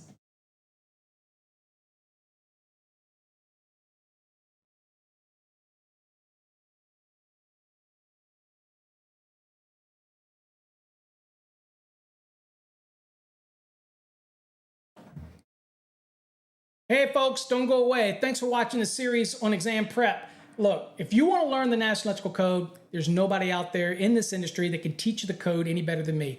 I will walk you step by step through. We have the best illustrations. We have competency review questions to test your knowledge. Look, if you're trying to learn the NEC, then you need to get in our Fast Trax program. Not only that is you get mobile apps, you get message boards, you get chat. There's so many ways for you to connect with us and ask questions.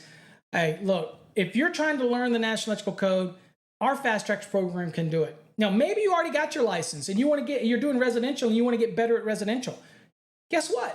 We got a Fast Trax Red. That's residential deep dive. We have Fast Trax Green. That's commercial deep dive. We have Fast Trax Blue, industrial electrical codes deep dive. We have grounding and bonding. We even have electrical theory. In fact, we even have courses for HVAC technicians to learn the electrical part of their job and help diagnose and troubleshoot issues. So we have all this stuff on our website. What's our website look like? Let's go and look. Here's a website, folks, really quickly. This is what it looks like if you're on a browser. You can go up here and look at the courses. We have them all listed right here. You click on courses, you will actually see a list of them here. But if you hover over it, you'll see all the courses right here. If you're studying for an electrical exam, you can choose the Fast Trax Black or the Plus. What's the difference? The Plus gives you access to 12 months of videos over on our separate Fast Trax Tube platform. Not here, but on our separate platform. Don't worry, you'll get instructions to how to do that when you buy the course. But if you want to get the videos, then you choose the Plus. If you just want the exam prep course itself, which is the same whether it's the Plus or the Black, then you would just click on Fast Trax Black. Now, the other thing that I will tell you, when you're here, make sure you watch this demo. This is an amazing demo. It's going to show you all the little things about the course. It's going to show you the chevrons. It's going to show you how to use the features. It's going to show you what it's like to be in our program. And I think it's going to blow your mind because up until now, if you're watching this, you probably just kind of stumbled through the NEC or flipping back and forth or bought somebody's videos. That's their commentary. That's not teaching you anything. This is exam prep. I want to give you illustrations. I want to give you content. All right, and then I want to test you on it. At the end, we have competency reviews. I personally grade these reviews. That's what sets us apart. So, hey, I appreciate you watching this video series. Hopefully you check us out. Go to this website right here. And please, I appreciate all of you and all of your faith you put in me to teach you. I've been doing this for over 30 years. I have created a system, whether you're pre-licensed or post-licensed, to help you learn the NEC. So hopefully you'll check out my videos, you'll subscribe to my channel, you'll become a Fast Trax member, you'll download our mobile app, and you'll watch the next edition of this series. Till next time, folks, stay safe. God bless.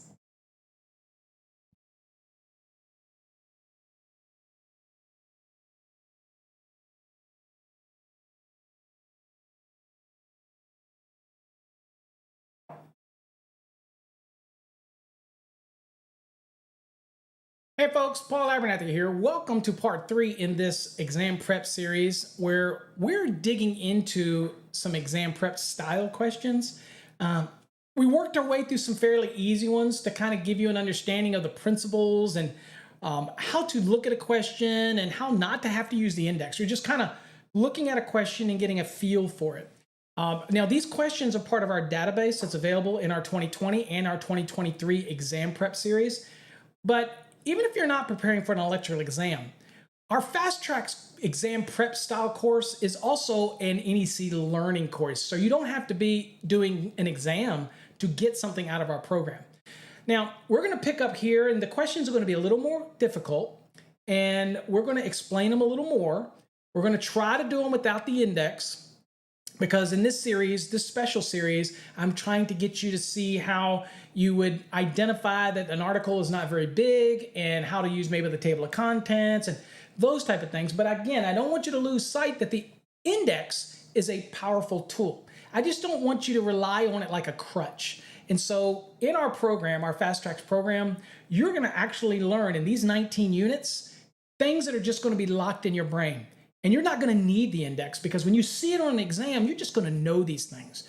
You're going to create electronic flashcards in our system that you're going to be able to spit out different articles like 334 for non-metallic sheath cable, 340 for UF cable, 338 for SE cable, 336 for tray cable, 330 for MC cable, 320 for AC cable. You're going to understand these things, and it's just going to roll off your tongue. It's going to make you better in the field. So that's why I tell people it's not just for exam prep. It's to make you a better electrician, and that's what I really am the most proudest about when it comes to our programs, is that we took a program and we've kind of twisted it around, we've added our own content, we've manipulated it, and we're presenting it in a way to really help you learn. And we're backing it up by giving you the Sparky Hub to ask your questions. You got a mobile app that you can ask questions to us. So many ways to support you. That's what you're paying for. This is the world's only structured exam prep and National Electrical Code learning type of program. Now you're saying, where can I get it? I know we got to get started into these questions, but I want to show you where you get it real quick, because a lot of people say, where do I get your program? And what's the difference in, let's say, the Fast Trax Black Plus program? What's the difference? Okay, I got to show you that. Please don't click away. Endure me this to be able to show you this real quick. So let's go look at it. So here's our website, and when you come here, and it's at fasttraxsystem.com, you can see it right down below down there. You will see here that we have all these links at the top, and underneath the courses, you'll see a list of all of our courses. All right, now our courses, we have some post-licensing courses, residential, commercial, industrial, grounding and bonding. We even have a course for HVAC electricians, how to troubleshoot calls, how to do things, how to take measurements. Yeah, we even got that. People don't know that, but we do. There's so much here. We have basic electrical theory, which is a great course to learn all those things you ever wondered how electricity works, and all those things that you just took for granted, but you're going to learn in that program. But they're all right here. But what people ask us the most about is our Fast Trax Black and Plus. What's the difference? So those are our premier NEC learning as well as exam prep courses. What's the difference between the Black and the Plus? Well, they're the same course. The only difference is the Plus also gives you access to 12 months of video access. And the videos are random videos on calculations, code changes, anything. There's a collection of about anything in there that I personally have selected. And they are already qualified to be accurate, and you're going to learn so much from them. And we're constantly adding more to that program. So again, I encourage you to check out Fast Trax 2. But if you want to get that included with your purchase, then you're going to go with the Plus. Now, if you go with the Black program, again, it's the same program itself. When you get here, I want you to realize that there's a lot of information here. You see a 2017, 2020, and 2023. Watch this video. There's a little video right here that you're going to watch. Now, the video seems like it's not showing up here. Let me refresh this and see if it'll show up here. And it still hasn't shown up. But let's see. Let me go back because it could be just a internet thing. So let's go back right here. There we go. So there's your video. Watch the video because the video kind of takes you through 19 units. But read all this information. You'll see kind of a scope of what this program is going to go into. Yes, we're going to cover calculations. We're going to cover the things that you really need to know as an electrician. And we're going to even dabble into healthcare and swimming pools and all those other things as well. But we're going to cover calculations, multifamily, single family, non-dwelling, all that stuff. And again, make sure you read all this. And it's on you to know what your state is testing on. It's not up to us. So make sure you check with your state before you purchase 17 or 2020 or 2023 to find out what your state is testing on. Because once you purchase it and you activate it, you can't switch courses, okay? These courses are all independently different. So it's important that you do your due diligence first, okay? But anyway, that's our website. That's where you get all that information from. Before I leave, I do want to tell you that you want to make sure that you also get our mobile app. And our mobile app has got so many resources for you out in the field. Go over here where it says mobile app, click on it. And you're going to see this link right here. Click on it, accept it. All it's going to do is put a little icon on your phone. The actual app is not on your phone. It's in the cloud. But you click on it and it opens up our mobile app. So many features here. We have the chat now feature, which is basically just like a TikTok, but again, it's only members of the app can see it and post things. So it's a very closed network.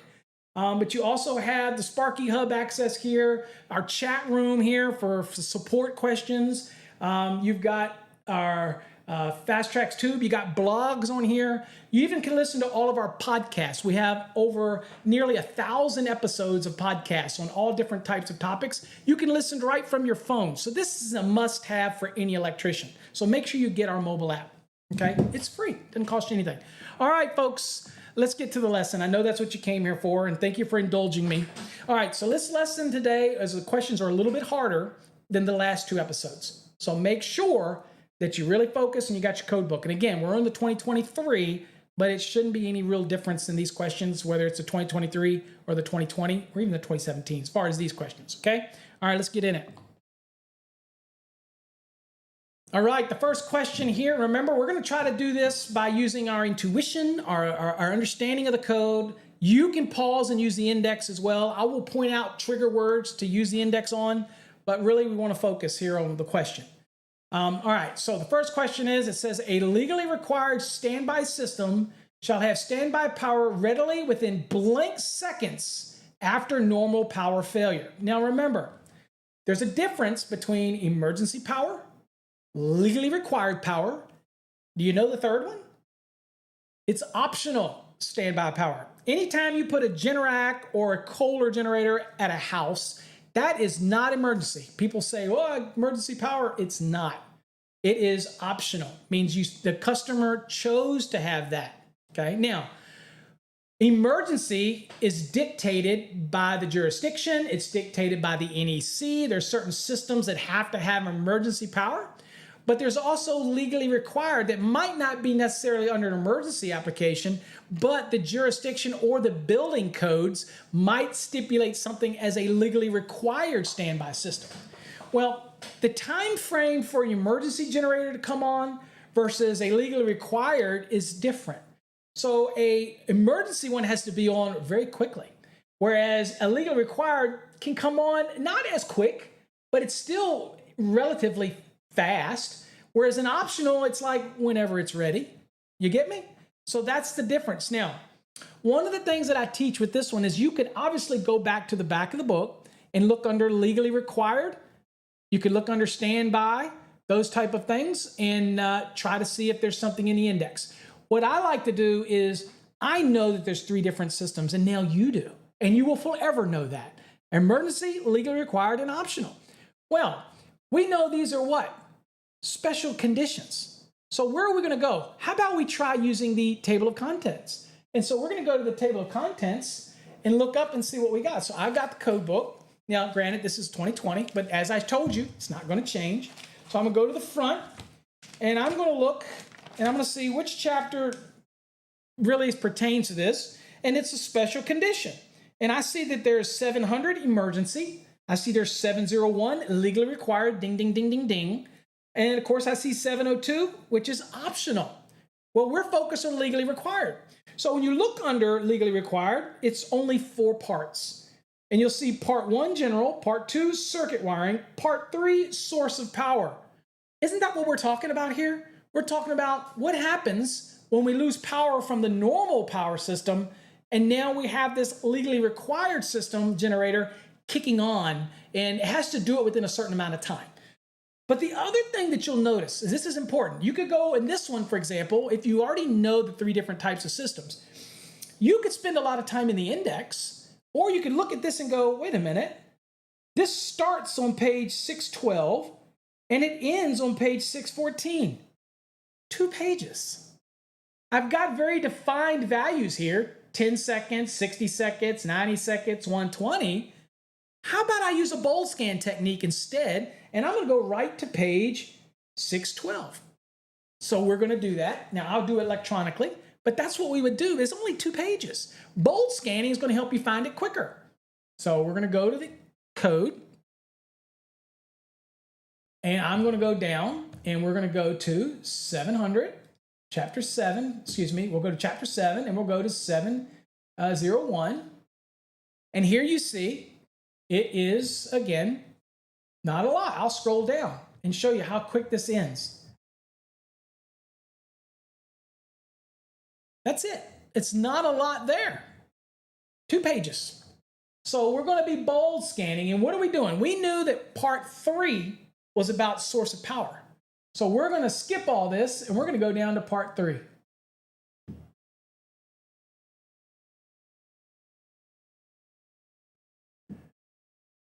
All right, sources of power. General requirement. Right here. See the 60? Sticks out to me right away. So what does it say? It says current supply shall be such that in the event of the failure of the normal supply to or within the building or group of buildings concerned, legally required standby power will be available within the time required for the application, but not to exceed 60 seconds. So the answer to this question is 60 seconds. By the way, emergency, 10 seconds. Legally required, 60 seconds. Optional, no time frame. Okay? All right, let's go back to the question. And we're going to answer this question. We have 60 seconds, and there you go, 701.12. Next question. Y'all are doing great.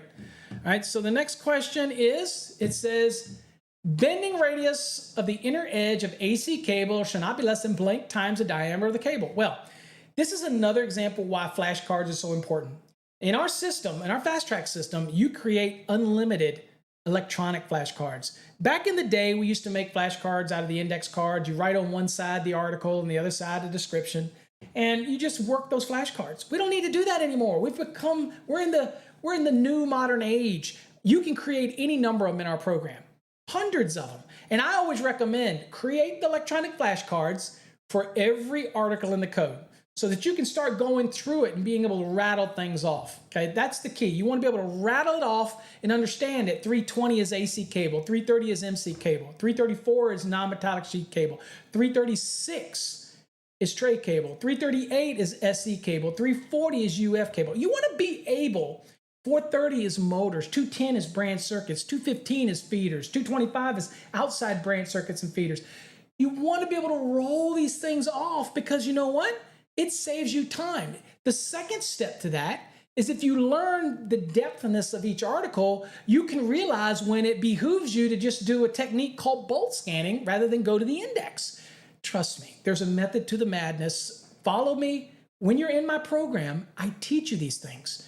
You're jumping from the code book into the course, code book into the course. We have little chevrons. Go from the chevron into the code book. We have the world's only structured exam prep program. Everybody else just either gives you questions. You can buy questions cheap, but nobody's there to explain them to you. Nobody gives you the tips on how to dissect the question. We do that. So, there's a difference in learning the code. Now, not just for exam, but in the real world. I want you to be a better electrician. I guarantee you, without a doubt, I sleep well at night knowing that I make people better electricians that go through our program. You really do. So, enough of that. Look at the question. AC cable, 320. I happen to know that 320 is not very long. It's only a couple pages long. Now, you could go to the index and look under AC cable, and obviously you'll see something referencing bending, right? But I know that it's 320. I know we're looking for bending, and here's another little tip. You ready? Section 24 or dot 24 in most of the chapter 3 wiring methods references bending radius. So that's a little tip for you. Just like dot 10 and dot 12 are something to commit to memory in chapter 3, dot 10 is uses permitted, dot 12 is uses not permitted for that type of wiring method, okay? Just things that you want to remember because that's just everyday knowledge that's going to make you a better electrician. Dot 10s, dot 12s, dot 24s, securing and supporting, dot 30. Just kind of let those things lock into your head. It's just the battle is once you know it's 320, once you start learning those little things, then it's so much easier on you, not just for exam, but in the real world. Okay, so let's go to the code. We know it's 320. We know it's not a big, 320 is not a big article, and that's what you learn as you're studying. You go through our program, you'll realize that 320 is not very big, and you'll say, well, dude, it's not like Article 250. It's a small article. So you go 320 and you get here and you start bold scanning. Now the tip to bold scanning is always bold scan the heading and then look for the triggers in the information that follows the bold heading. Okay, so not permitted, uses permitted, uses not permitted. Notice the dot 12 and dot 10 again. Here, exposed work, nope. Through parallel to framing members, nope. Attic space, nope. Bending radius. Makes sense, right? All right, so then the questions that we had was 5, 8, 10, and 12. They become very important to when you look in the body of the code language. Here, I see 5 times. Now, in our question, it was the number 5. You've got to mentally be able to distinguish this. These are little mental gymnastics that you'll get good at, trust me. In my course, you can't help but get better. You will start to feel like you're connected to the code. You just can't help but do it the way we structure it, the way we give you the chevrons, the way you're supposed to do it. All right, so anyway, here's what we've got. So the answer is the radius of the curve on the inner edge of the bend shall not be less than 5 times the diameter of the cable. So that inner edge, so if you're bending it, think about bending it around a ball. So in a ball, you've got the diameter, which is across the ball, the center out, the pivot point, that's considered the radius, and then the measurement around the ball is the circumference. We're not asking about the diameter. We're not asking about the circumference. We're asking about the radius. So the radius is basically the curvature of the ball. And you have to make sure that the cable bending around it is not bent tighter. It has to be at least 5 times the diameter of the cable. So you take the cable diameter, which is published by the manufacturer, just go to the manufacturer's website, get their product sheet, find the diameter, right, of that, okay? And again, that's what the cable is. Now the radius, you take that value, that diameter, and you multiply that times what? 5. And that's how you're developing the radius. Anyway, trust me. The key thing here is you don't want to bend to damage the cable. So if you learn all this, then what's interesting about this is that dot 24 is the same for 330 for MC. It's the same for, as far as the same location. It's not the same value, but it's also the same location in 334.24 for non-metallic sheath cable. So learn that dot 24 for your radius and your bends, and it just makes life so much easier. But in this case, the answer is 5. We're going to answer that question. There's the answer. There's our reference. Bing, bang, boom. There you go. All right, next question. All right, so this is a question that you need a little bit of got to know Ohm's law. You got to know there's two formulas here that you got to remember. Now, good news is, usually in the exam, they give you these formulas. But if not, I'm going to show you two of them, and I didn't prepare it for the screen, but I did jot these down. Is that, and wait a minute, let me write this down so I can show you these formulas. Hold on. To solve this question. All right, bear with me. Okay. All right, so here's your formulas. You have what's called an EIR and a PIE. You need to solve this for what you don't have. So let's look at this. And these are things that you can write down. Now, you get scratch paper on an exam. You also get dry erase boards sometimes on an exam. If they don't give you your pi wheels, make sure the first thing you do is write them down on your scratch paper. Do your EIR, do your PIE, okay, those type of ohms wheels and things like that. So these are going to help you. So let's look at this one. A conductor carries 30 amps and it's 0.5 ohms. We'll lose blank watts of power. Well, we need to solve for the W, which is the watts, which in our formula is the PIE, okay? All right, well, you put your finger over the P, and to solve it, it's I times E, right? I'll do it this way. I times E. Well, I don't know what E is, but I know what R is. I know what ohms are, and I do have the amps. So then I say, well, maybe I got to solve for E first because I need E because that's part of that pi wheel. So I'm going to jump to this one here. And what am I need to solve for? I'm going to solve for E. So I put my finger over E. So now it's I times R. So let's do this. So I is 30 times R, which is 0.5, and that is 15.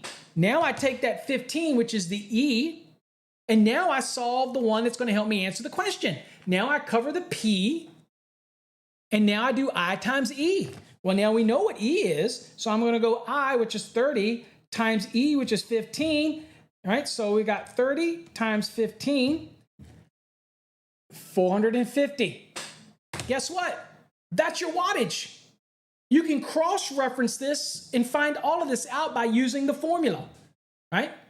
So at the end of the day, don't be afraid to write your formulas down. If you're in an exam where they allow you to write in your code book, don't be afraid to write these in your code book. Now, a lot of times people will write these in their code book. Remember, your exam's got to allow you to do this. Don't say Paul told you to write in your code book and you get there and then they tell you you can't use your code book. You need to do your due diligence. Check with the test center. They might have a bulletin available. If it's a PSI exam, go to psiexam.org and get the bulletin for your state. But in the front, you have a lot of blank space, okay, under where you got code panel members. This blank space should be where you write formulas down, okay?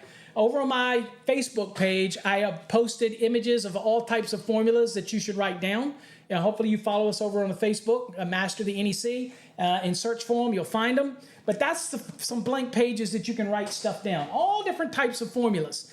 But again, check and make sure that your test center allows you to write in your code book. I don't want you to do it and then Paul said write in my book and then they don't let you take the exam. Don't blame me. I'm just saying. All right, so this question, 450. So it's 450 watts of power. Okay, you're losing 450 watts in this scenario. Okay, it's just that easy. And these are very basic. But notice how I really had to do multiple steps to do that. To be able to achieve that, right? Okay, anyway. Another way you could have done this is you could have done 30 amps times 0.5 the ohms. So I would have been 30 times 0.5. That would be 15. And then you have the 15. And then you could have taken that 15 and used it in the equation PIE. Then you would have done 30 times 15. And that would have given you 450. Many ways to do it. Just get fluid in it. And we have a video on Ohm's Law that's only available on our fasttraxtube.com. Make sure we also go over series and parallel circuits. It's a great video. Check it out. Again, it's only available to subscribers and Fast Trax Plus members. All right. Next question. Doing great. And believe it or not, in some exams, that might be as much as a two math type question. Again. All right. Next question. All right, let's see here. Let's see here. Let me make sure I get my thing ready. Okay, there we go.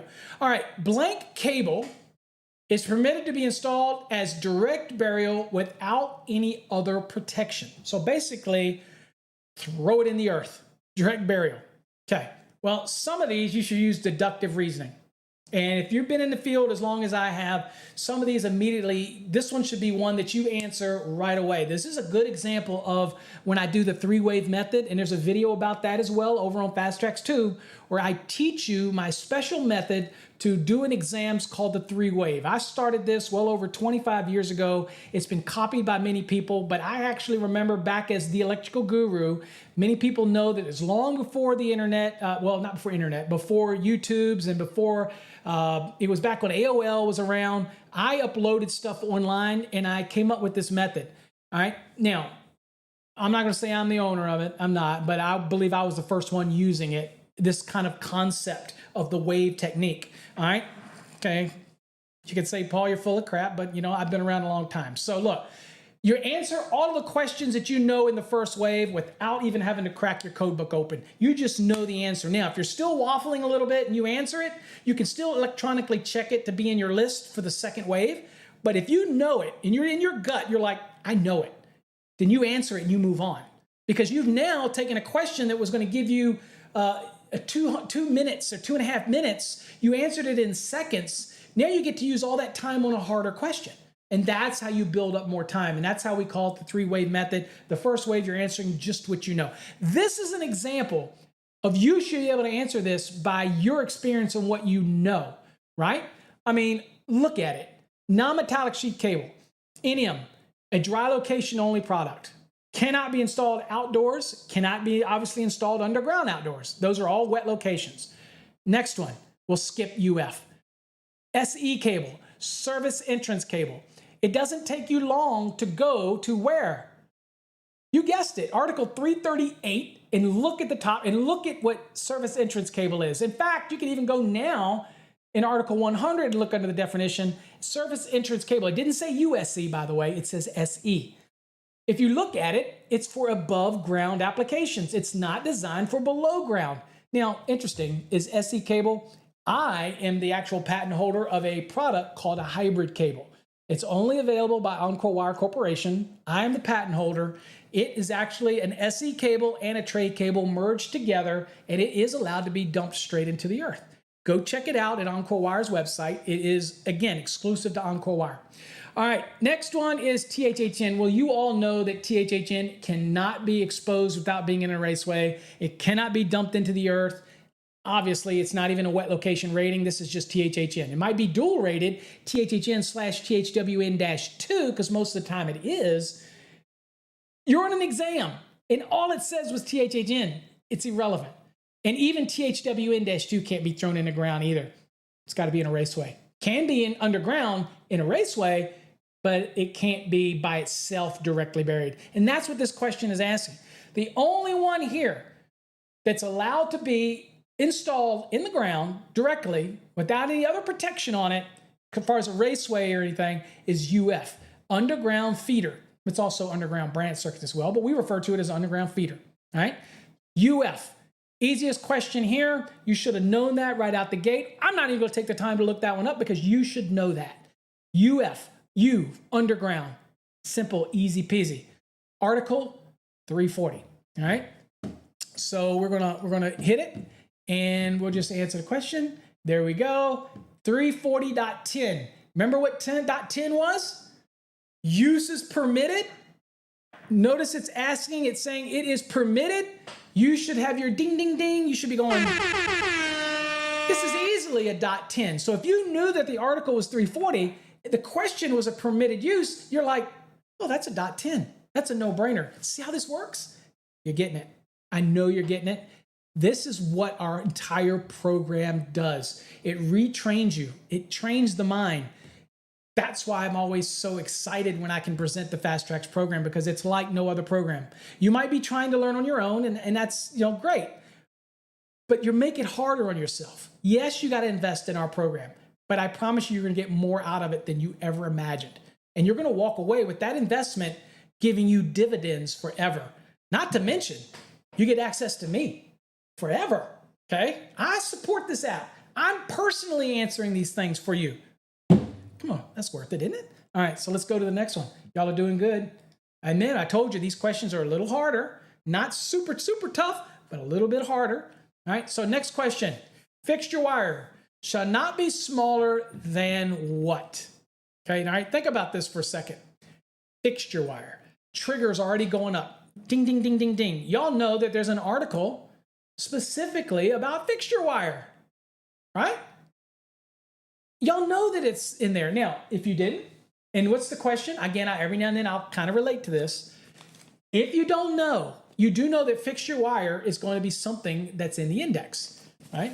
But you also know it's in the table of contents, and it is a wiring method, okay? But it's unique in a sense on where you got to look, because you're thinking, oh, it's kind of like it's not really a wiring method. Let me rephrase that. This is a wire, and it's fixture wire. So immediately you might thinking, well, it's in chapter 3, but it's not EMT, it's not rigid, it's not kind of a delivery system. It's just a fixture wire.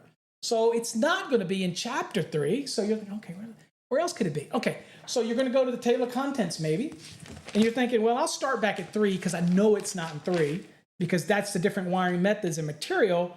And then it doesn't take you any time to look and see, all right, chapter 4, equipment for general use. And then you look at real quickly and you'll see, wait a minute, there's a 402 that says fixture wires. And that's at page 260. Wow, and that's not very long because then it jumps to 440 at 263. So you're thinking, crap, this ain't very big. Fixture wire is not very big. All right, but what about the index? You're thinking, oh, crap, I don't know anything about fixture wire. So I'm going to go back in the back of the book and I'm going to look under fixture wire. And you know something's going to be there, right? So let's see. Let me see if I see anything under fixture wire. You know, fixture wires, Article 402. But then you look at it and go, well, what are we asking about? Wire sizes. Look down real quick. Minimum size. Right there. It says 402.6. Folks, that's seconds. But maybe you're the kind of guy or gal that says, I know, Paul, I've done my research. That's a very small article. I'm looking for minimum size. That's something that I should see. So I'm going to just go to 402 and I'm going to bold scan. Okay, that's you. Let's do it. All right, we're going to go down and we're going to, if I can get my mouse over here, we're going to go down to 402. We've identified that out. All right, we let everything run through our mind. Here's 402. Now, if I was bold scanning, I'm looking, ampacity is not what it asked. Minimum size. You know? What did that take? Nothing, right? Plus the triggers in the question. It said 10, 12, 16, 18. These are triggers. So not only minimum size, but we see fixture wire shall not be smaller than 18 gauge. It's just that easy, folks. So we come back over to the question. And you go, boom, 18, 402.6. Folks, it's really, once you get really good at it, it becomes so much easier and fluent to be able to do these things. Okay, be a little tough for you. Let's do one more in this episode, and we'll test you out. We're gonna be a little bit more, okay? Because I love you. I want to give you more. So let's go. Another question. All right. Are we going to test your mental ability here, folks? Exam prep condition, real world condition. Think about these things. Let's look at this question. A service entrance conductor for a single family dwelling with a 120, 240 volt, 200 amp overcurrent protected device. So we've already established the overcurrent protection device size. It's 200 amps in this question. As a main disconnect, shall require a minimum blank AWG copper conductor. Okay. So the first thing that somebody will say to me is, Paul, I don't know the loads. I got to do a load calculation, things like that. And I'm like, no, there's some triggers here. Have you ever heard me refer to the term of the 83% rule as long as all the conditions apply? That is not an exception. That is an allowance in the code. And it's found under 310.12. I already know that it's a single family dwelling, which is one of the caveats. I already know that it's a 120, 240 volt system. So we know this is a 3-wire system, 2 hots and a neutral. And it tells me the rating of the overcurrent device. It's a 200 amp. It's really all I need for this question. And so a lot of people will get hung up on this and say, oh, well, oh God, I got to go to 310.16 and pick a conductor under copper, because it says it's a copper conductor. I got to go under the 75. I got to do all of this. But there are allowances in the code, and this is one of those examples where we said we weren't going to use index. We're going to teach you that if you meet all the conditions, then there's a thing called, we refer to it as the 83% rule, okay? And so let's go look at that. Where's that at in the code? Now, if you're in the 2017 code and you're watching this, it's 310.15b7. If you're in the 2020 code, it's 310.12. If you're in the 2023 code, it's also 310.12, okay? Didn't move. Now, let's go look at it real quickly. So we'll go to the code. And this is an example of one that it's not so much searching through the code, all right? Because this is one that I want you to listen to me. I want you to understand that when you're doing a calculation and it's a single family dwelling, you get to use 310.12, right? So, but if all the caveats that are in there aren't applicable, then you can't use it, and you're just going to go size it based on 310.16, which is the ampacity table. But here, since there's no other conditions of use given, it doesn't say ambient temperature, it doesn't say the number of current conductors, it's nothing. So you get to go straight to 310.12, and that's what we're going to do. So I'm going to take us there. 310.12. Now, notice some things here. Single phase, dwelling, service, and feeders, okay? For one family dwellings and the individual dwelling units of a two-family or multifamily, not the whole multifamily. The individual units, you're allowed to apply 310.12 as long as it is a single phase, 122 40-volt system. You are permitted to size it based on 310.12a through D. And of course, if you're in the 2017, it's 310.15b7, and you have the different numbers there, right? B1, B2, all that kind of stuff. All right. B7, B71, B72, all that kind of stuff. All right. So again, 2017. Who's still on that? All right. So anyway, all right. Now that's what we're going to be looking at. Okay. Now, also, just for your mind, you're thinking, well, can I ever use it on a three-phase system?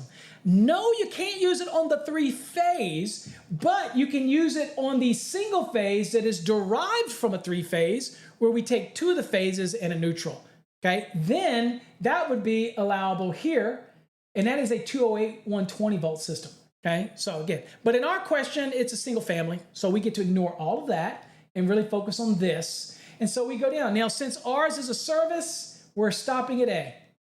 But if it had been a feeder, there's B, okay?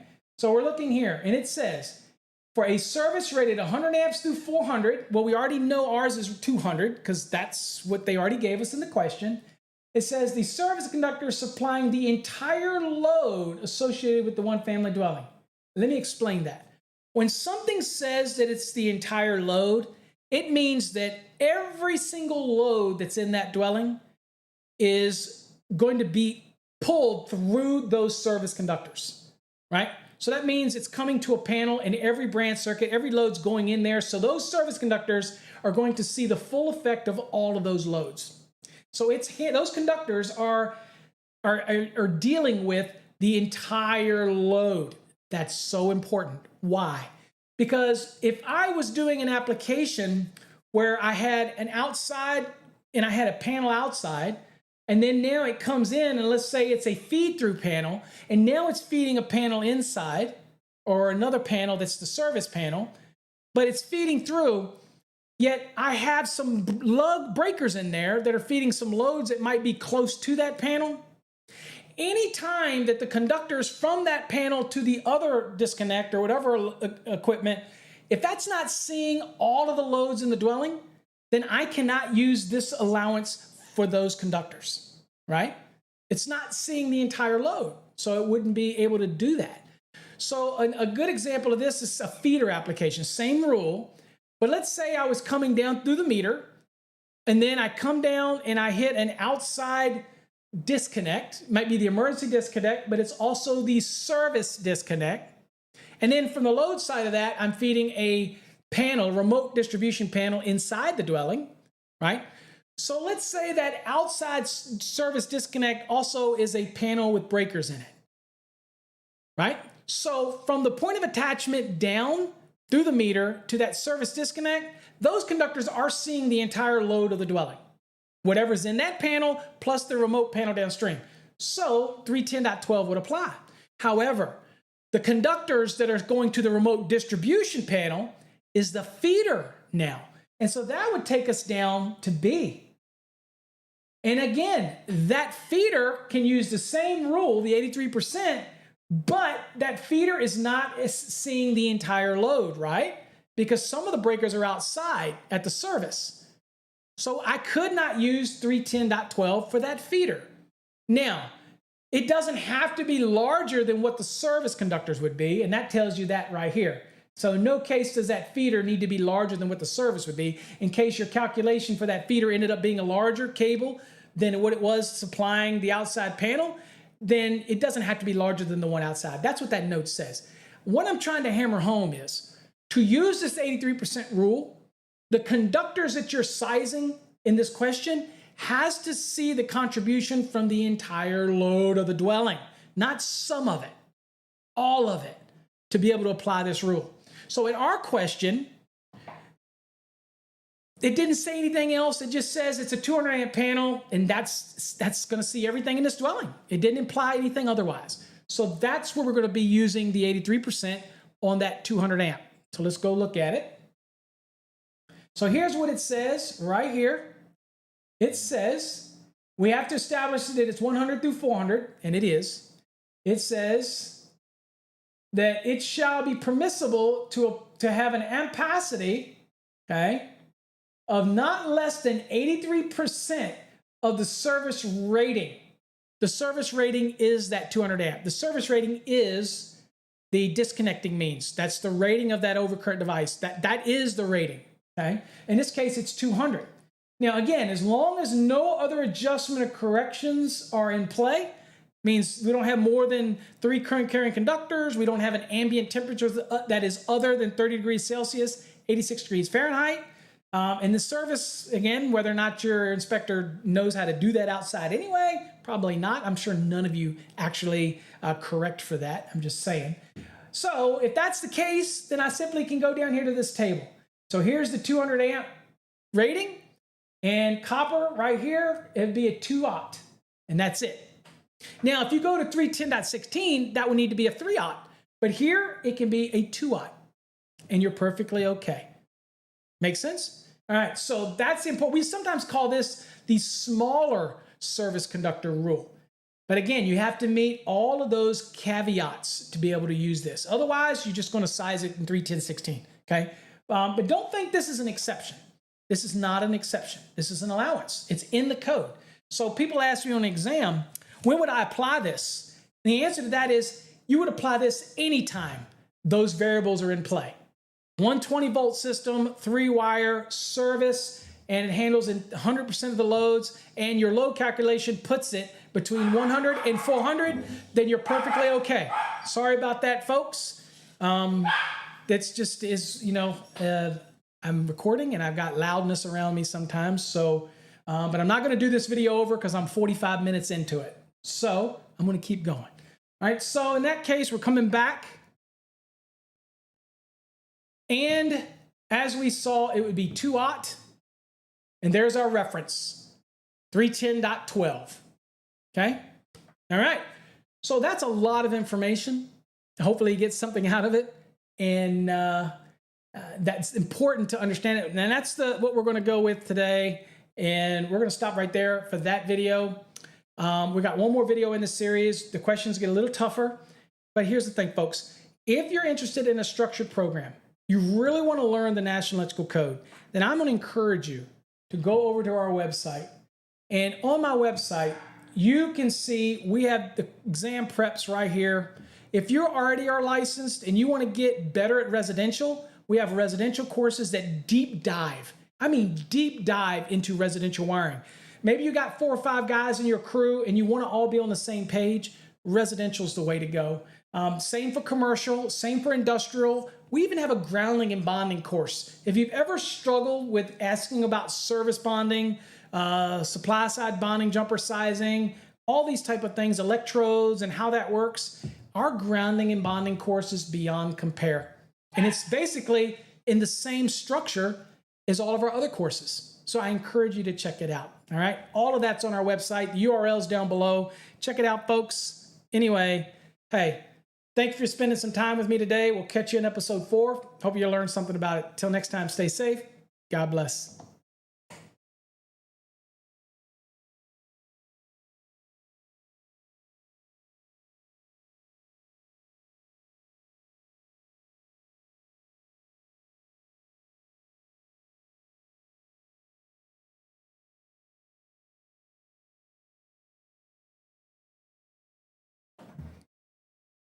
Hey folks, don't go away. Thanks for watching the series on exam prep. Look, if you want to learn the National Electrical Code, there's nobody out there in this industry that can teach you the code any better than me.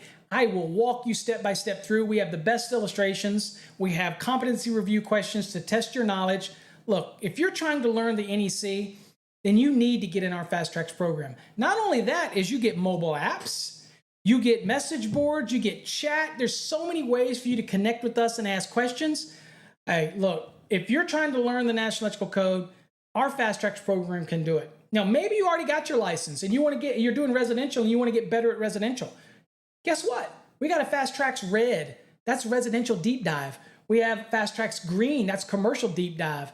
We have Fast Trax Blue, industrial electrical codes deep dive. We have grounding and bonding. We even have electrical theory. In fact, we even have courses for HVAC technicians to learn the electrical part of their job and help diagnose and troubleshoot issues. So we have all this stuff on our website. What's our website look like? Let's go and look.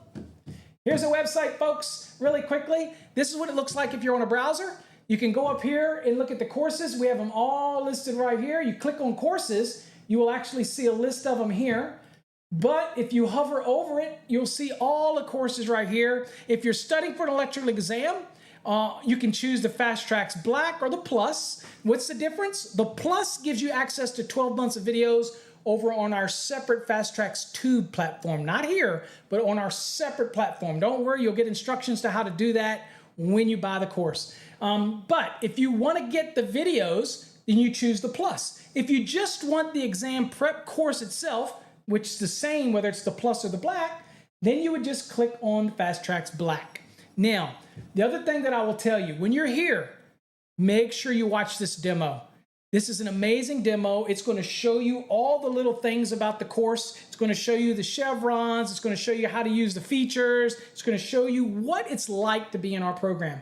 And I think it's going to blow your mind because up until now, if you're watching this, you probably just kind of stumbled through the NEC or flipping back and forth or bought somebody's videos. That's their commentary. That's not teaching you anything. This is exam prep. I want to give you illustrations. I want to give you content. All right, and then I want to test you on it.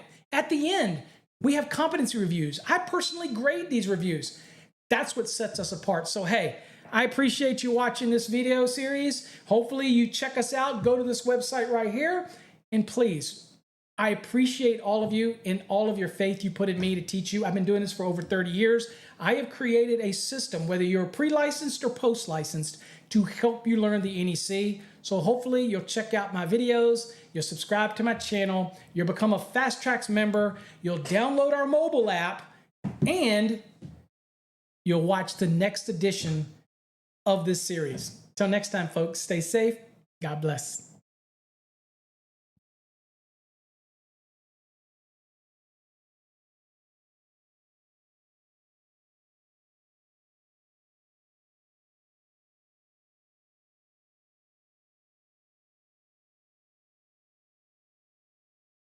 Hey folks, Paul Abernathy here. Thanks for joining me on episode 4, our exam prep adventure here at Fast Trax Systems and Electrical Code Academy. Now, we've worked our way, you've seen some basic journeyman, some basic knowledge type of questions. We looked a little bit, we had an Ohm's Law type question. And we kind of moved our way up a little bit and we're getting a little tougher questions. Now, look, there are many people out there that struggle in the field learning the National Electrical Code. So it's you're not alone. And people really struggle with the NEC. In fact, as we've learned lately in a little experiment that I've done on social media, it's amazing how many people really don't know the National Electrical Code. And at the end of the day, every installation we do has its involvement with understanding codes. Sometimes we just get complacent and we think we know something when we really don't. Now, the Fast Trax program is designed to teach you the fundamentals of what you need to know, not just to pass an exam, but to make you a much better electrician. So if you've never heard of our Fast Trax program before, I want to let you look at it really quickly. And I want you to see how you go about buying our course if you want to get into the best structured National Electrical Code preparation exam program out there. This is how you do it. Okay, so we're going to look at our website really quickly. And you're going to see that the questions that we're looking at today are part of our database of questions. In fact, these are the newer ones that have been added to our database. And so in order to get these questions, but really the meat and potatoes is the 19 units. And there is tons of competency questions at the end of every one of those units that I personally grade and give you feedback on. Now, when you do those, they're not going to be easy. They're fill in the blank. You're going to have to give your code reference. It's tough. So while you think maybe you're proficient in the NEC and you've been looking at some books and watching some videos on YouTube, our system is going to really test you. It really is. And you're going to be questioning what you thought you knew because we're going to deep dive. There's no other course like it. We've manipulated the course. We've added things where necessary. We've done a lot of things that make it unique. And it's going to teach you the National Electrical Code. The competency reviews are going to be challenging. Now, the questions that we're looking at in this series come from the latest database that we've added to the program. So again, you're going to get over 1,200 exam style questions in addition to the competency review questions. So we're talking literally close to 1,600 questions that are going to test your ability to be able to understand the National Electrical Code. Now, if you want to get information on our courses, you just go to our website. You see the URL on the screen at the bottom. And over on our website, you're going to see that we have, if I can get my mouse here, you're going to see up here at the top, here's our courses. We have courses for post-licensing, residential, commercial, grounding and bonding, industrial wiring, even HVAC electrician stuff that help you diagnose and troubleshoot if you're an HVAC electrician. So many courses here, grounding and bonding, but a lot of people like you are probably looking at it for exam prep, or maybe you've already got your license and you just want to get better at the code. That's what our Fast Trax Black and Plus program is all about. All right, so on the website, here you see, right here, you see electrical programs, and you see the Fast Track budget, you see the Black and the Plus. So these are our general exam prep and general NEC knowledge courses. If you wanted to deep dive into something like you've already got your license and you're a residential guy or gal, and you want to get deeper, then you'll see down here we have the red program. That goes deep into electrical, okay, into the residential, room by room by room. Not what I'd use for an exam prep, okay? Same with the commercial one down here, the green, same with the blue for industrial. Here you see the purple for the grounding and bonding. Okay, those are not exam prep. Those are to enhance your knowledge and become more proficient in your trade, okay? Move up the ladder of success. That's what those are about. If you're doing exam prep or learning the NEC, then you want to be focusing on these. Now, the difference, the budget's just the program, and you access that through our website, not on a separate server. That one's the only courses we have that you access it through our website. The difference with that, you don't get access to me and you don't get the support from us. It's just the course material in a linear type of format. The competency reviews, you grade yourself, you get the answer keys. You don't really get support, and we can't support you because that's why that course is so much less. Now, the one course that people buy the most is our Black course. Now, the Black and the Plus are exactly the same.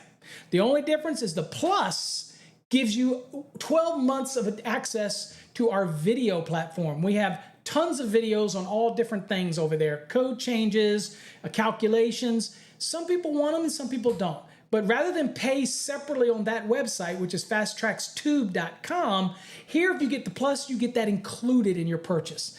Now, most people will purchase the Fast Trax Black, which is fine, but the Plus gives you a little more, but the base program is exactly the same. Now, what you do is click on the Black, for example, And what you want to do is you want to read this information. You're going to see that everything that we're going to cover, here's your options for the 2017, 2020, or 2023. Make sure you check and see what you're testing on in your area, because I can't determine that for you. You need to contact your testing center and find out what your state is testing on. All right, our systems are not transferable. It means if you buy the 2020 and your state changes, you can't jump to the 2023. We can't do that. Sorry. What you buy is what you get. Okay, it's just the way it is. Now, you can watch this video. It'll explain all the things that we go through in the course, all the neat features that you need to be familiar with. So before you buy our program, I recommend you watch this little video because it's going to give you a better sense of what you're going to experience in the program. And then you can read down here and see what we're going to cover. I mean, we're covering everything, right? From residential calculations to spacing of receptacles to the general knowledge stuff to one family dwelling calculations, both the standard and optional method. We're going to do multifamily dwellings, 6-unit and a 12-unit building complex. All those things. We're going to talk about commercial buildings and all those calculations. There's a lot of stuff that we're covering in 13 units, right? So it is not for somebody who thinks they know everything, and you go into this, you're going to be shocked at what you learn. I guarantee you, because this is what student tells us all the time. We are shocked that they didn't know the amount of information that's in a program like this. Okay, so there you go. There's where you go. You go to our website. You follow our navigation up here. Now, if you happen to be on mobile and you come to our website, it won't look like that. Here's what it'll look like. It'll actually look a little bit easier to view. It's a mobile view. And you basically can go to these 3 little lines up here and click that. And what it'll do is it'll open up, if I can click it, it'll open up the navigation menu.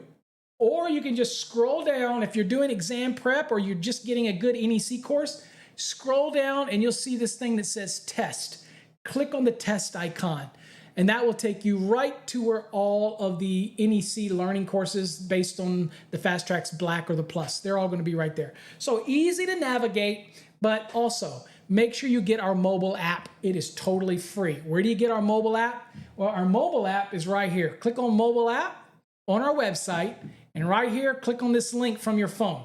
If you have a desktop and you see that QR code, then scan the QR code with your phone. It will put it on your phone and accept it and let it put it on your home screen. We're not going to load anything on your phone. We're not trying to get your information, okay? We're not TikTok in China, okay? All it is a link to our PWA app that's in the cloud, but it works on your phone like a mobile app. And we've got so many tools and resources. I'll show you what the app kind of looks like. And here's what the app looks like. If you get into it and you click it, just like that. You have all these things on the side that you can scroll up and down. You get access to our podcasts. We have over 1,000 episodes. You got the Sparky Hub. You got the chat room. You've got the Chat Now feature, which is basically like a TikTok. And this is an awesome feature because I post questions and things in there, and you can post stuff, and it's only viewable by those that have the app, okay? And we literally have hundreds and hundreds of people that have now downloaded the app, and it's getting close to, I think, 1,000.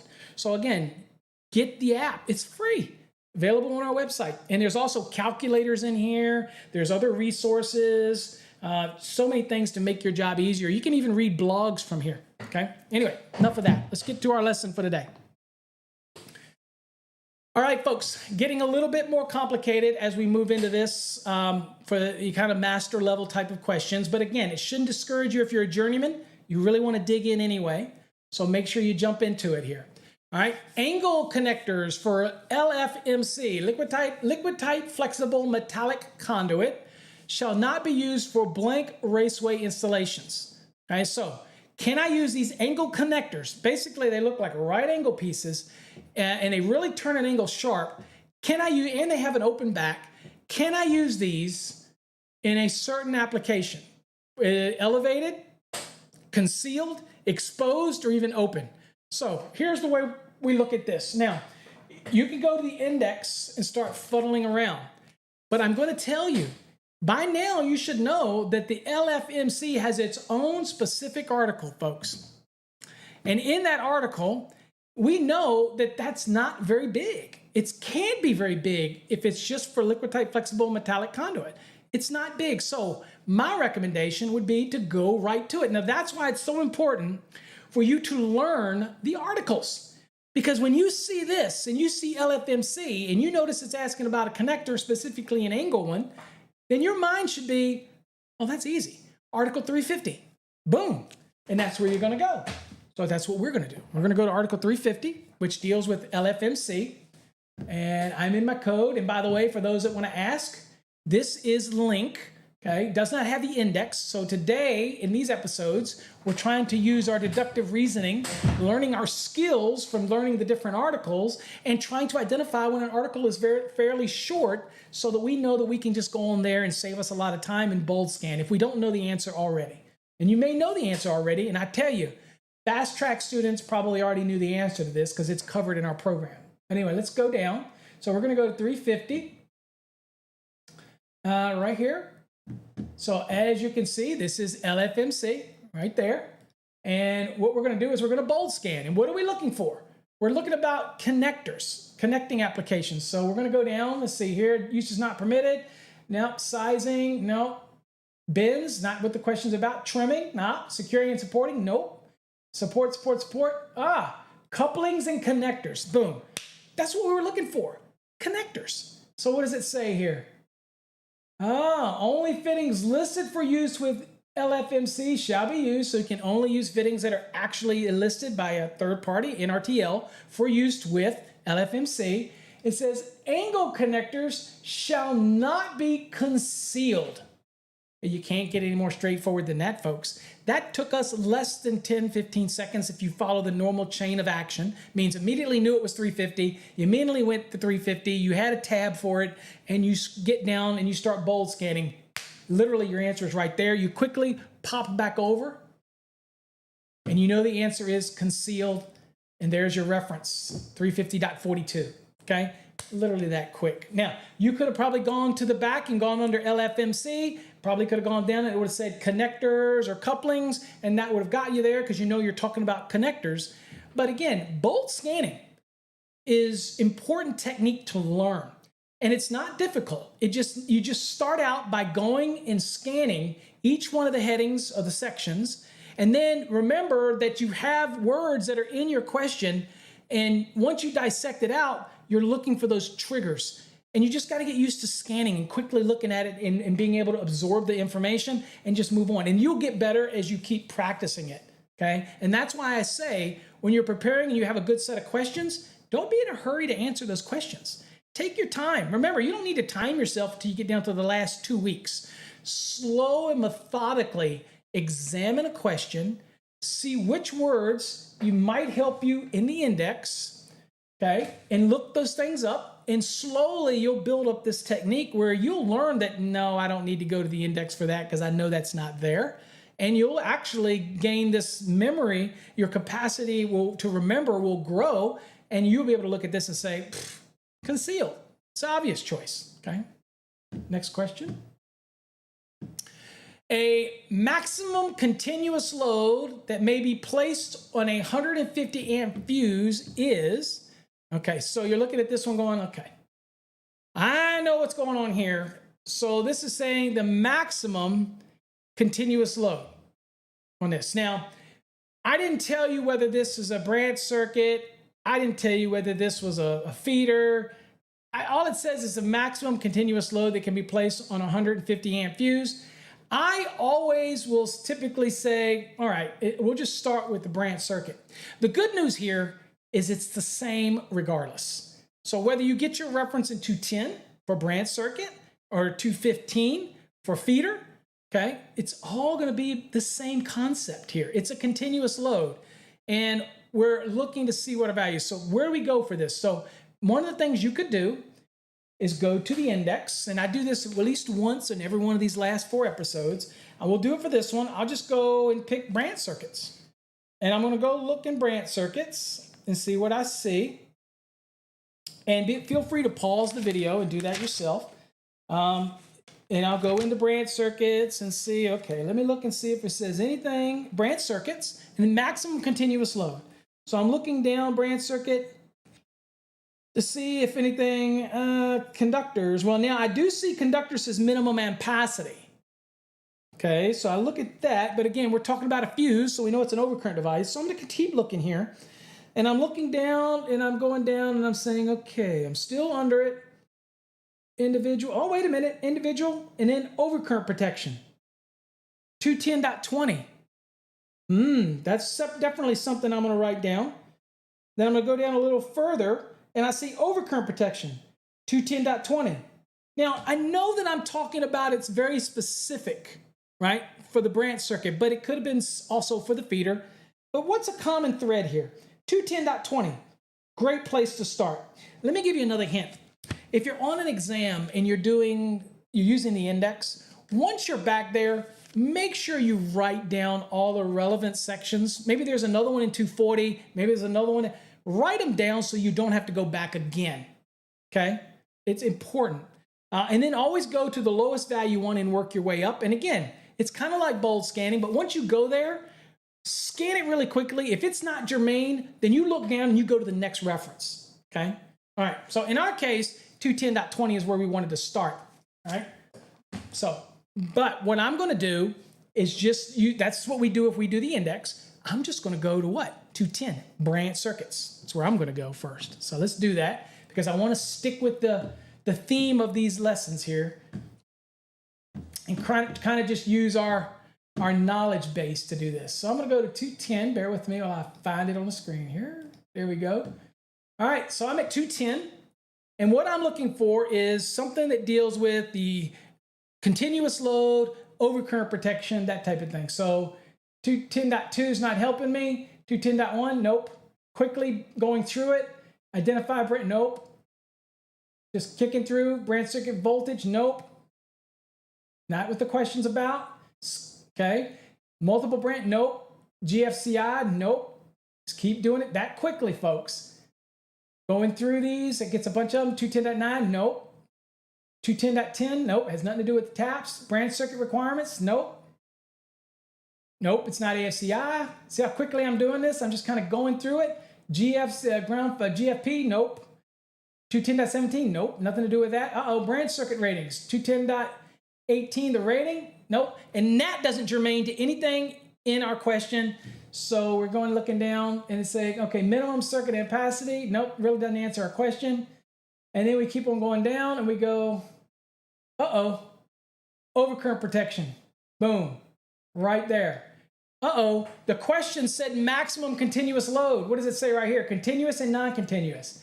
Now, folks, this might be something that's been ingrained in you all along. When we're doing calculations for conductors, we know that continuous loads are taken at 125% and non-continuous loads are taken at 100% of whatever the value is of the load. Same thing with the overcurrent device here. Unless the overcurrent device is marked to handle 100%, typically they're going to be limited to 80%, which is a reciprocal of 125, okay? And if that confused you, then do the math. If I take this, let me show you how that reciprocal works first. All right, so let me show you. So down here, it says right here, 125% of the continuous load. Our question was continuous load. So let's take that with the question. So if we know that 150 amp fuse, right, is basically continuous load, that means it's got to be limited to 125%. Well, the reciprocal of 125 is 80. So you take that 150, remember that, folks. You're not going to see 80 in here. You're going to see 125. So you need to learn what the reciprocal means, 80%. Okay? So if I take that 150 and I multiply that by 0.80, that gives me 120. If I take that 120, multiply that by 1.25, that's 150. So remember, folks, here's a good lesson for you. If they give you say something's a continuous load and they give you an overcurrent device and they don't say that device is rated for 100% use, okay? So if they don't say that, then you know that it's going to be limited by 210.20. And it's also the same for feeder applications as well. All right, so what you got to do is say, okay, well, if you gave me the breaker, then I'm going to do that by 80%. And that's going to be the load that's going to be 80% of the rating of the breaker. But if I was doing a conductor and I had the load and I say it was 100, I've sized a conductor for 120 amps and I have to take that as a continuous load, then I'm going to do that at 125%. and then it has to be, it can be on a 150 amp breaker, because the 150 at 80% is 120. The 120 at 125% is 150. You see, that's the reciprocal. So if they give you the breaker, just multiply that by 80%. If they give you the load itself and say this is 120 amps of continuous load, what's the size of the breaker? Then you go 120 times 1.25 or 125%, and that's the size of the breaker. You see how that works? That's the reciprocal. So for you on an exam, be very aware of what they ask you. Are they giving you the breaker or the overcurrent protection, or are they giving you the load itself? And if they give you the load as continuous load, then you take that at 125%. If they're giving you the breaker, then you multiply that by 80%, because 80 is the reciprocal of 125. That's how it works. Beautiful thing, right? All right, so let's answer this question. And the answer is 120. And there you go, 210.20a. I want to show you that it's the same thing for feeder, by the way, because again, there are always those critics out there who don't say this. So we'll go look at 215, and here it is as well. See this right here? All right, and you get down, let me show you here, overcurrent protection, same thing right here. 125% of the continuous load, same thing. So in this case, it just happens to be 215.3, and in the branch circuit, it's 210.20. You with me? Okay. It's a lot of stuff. I tell you what, the National Electrical Code is not an easy document to learn, but you're already ahead of most people because you show your dedication to want to learn. And those students that are in our Fast Trax program, you know what? You're on your way. You're on your way to be the leader, the person in your company that people go to, because you become, you know, people can make fun of people that study code and say, well, they don't know how to do it. I know how to pull cable and run conduit. They don't get it's the mental part that puts you above them. I can train a monkey to bend conduit. I can train a monkey to pull cables, okay? Give them a treat, put it in their hand, and tell them to pull, and they'll learn it, okay? But do you learn the mental game? Why are you doing it? Why are you worried about raceway bending? And why are you worried about how many conductors I can put in a raceway? Or what's the amps I can put on a conductor or an overcurrent device? And all? That's the mental part. You're doing it every day. You just don't know it because somebody's probably telling you to do it, but you're not doing it because you know why you're doing it. That's why I created this program. Not just to help you pass an exam, but to really make you a better electrician, really. Okay, next question. Y'all are doing great. All right. Ooh, questions get a little harder for us, you know, a little bit more. So next question. D-rating factors, okay? It says, let's see here. The D-rating factors in 310.15C1, and that, of course, is when you have more than 3 current-carrying conductors, shall be applied only where the number of current-carrying conductors in an auxiliary gutter, okay? Ding, ding, ding. Obviously, auxiliary gutter is where we're going to be, including neutral conductors classified as current-carrying conductors. So a neutral is not always current-carrying conductor if it's carrying the imbalanced load, but there are certain types of systems, right? A three-phase, full-wire Y type of system, when you have a certain number of nonlinear loads and things like that, well, the neutral will actually become current-carrying, so you got to understand that. But we're talking about auxiliary gutters, and it says, again, including neutral conductors classified as current-carrying under the provisions of 310.15B5 exceed what? Okay, so 20, 25, 30, or 50, okay? So we're talking about the number of conductors before we have to start worrying about demand factors. So first thing we learned is what? Auxiliary gutters. Do you know what article it is? Do you? That's why you create those electronic flashcards. We got tons of them built into our system in our program, but you can create unlimited numbers, and I always recommend that you do that. You create those flashcards electronically, and at the end of every study session, you grill yourself with about 10 flashcards, okay? Even if you don't get them right away, that's all right. Flip them over and read it and read it and read it, and just get into that. Get into this routine. That's the difference between just studying the code and you have no clue, and you might pass the exam, but you're not going to learn anything from it. You're going to be no better off than you were before you started. Whereas in our program, you're going to come away learning, plus you're going to be able to learn this. and you're going to be so much more knowledgeable.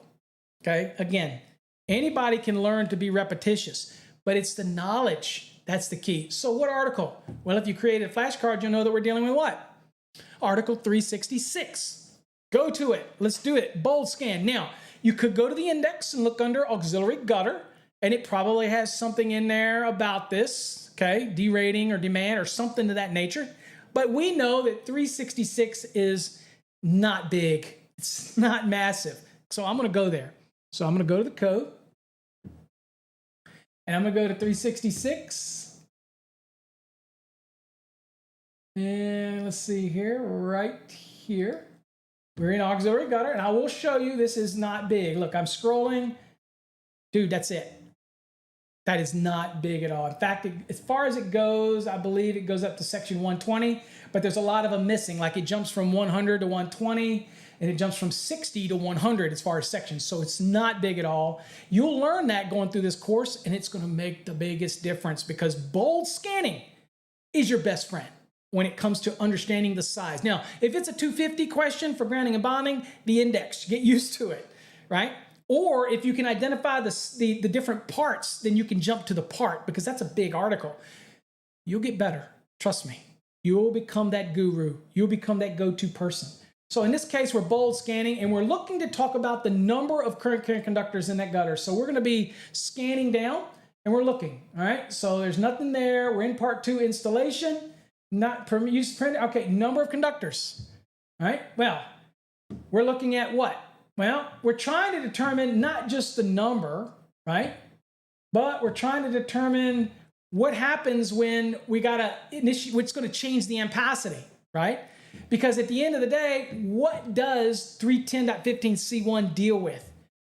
It deals with the ampacity of a conductor and what can change that ampacity based on a condition of use. We're not asking what's the percentage fill for how many conductors we can actually put in this raceway. Put in this gutter. Important distinction. We're not, I don't want to call it a raceway. We're putting in this gutter, okay? Somebody's going to slap me for that. All right, so, but again, in the 2026 NEC, that could all, or 2029, that could all change, but don't get me started on that. Okay, so we have an auxiliary gutter, all right? We're not talking about how many conductors we can put in it. We're talking about the effects of ampacity on it. So that's going to take us down to right here. Ampacity of the conductors. And to see what it says, the adjustment factors in 310.15c shall apply only where the number of current carrying conductors, including neutrals, exceeds 30. Remember the question? There was 20, 25, 30, and 50. What I don't want you to do is accidentally go here and pick 20 because that's the percentage of fill. Okay, down here, we're talking about what? The number of conductors. Okay, big difference. So we come back here, choose 30, and there you go, 366.23a. Okay, next question. Y'all are kicking butt. All right, flexible cords that are rated for applications over 600 volts and are 12 AWG and larger shall be what?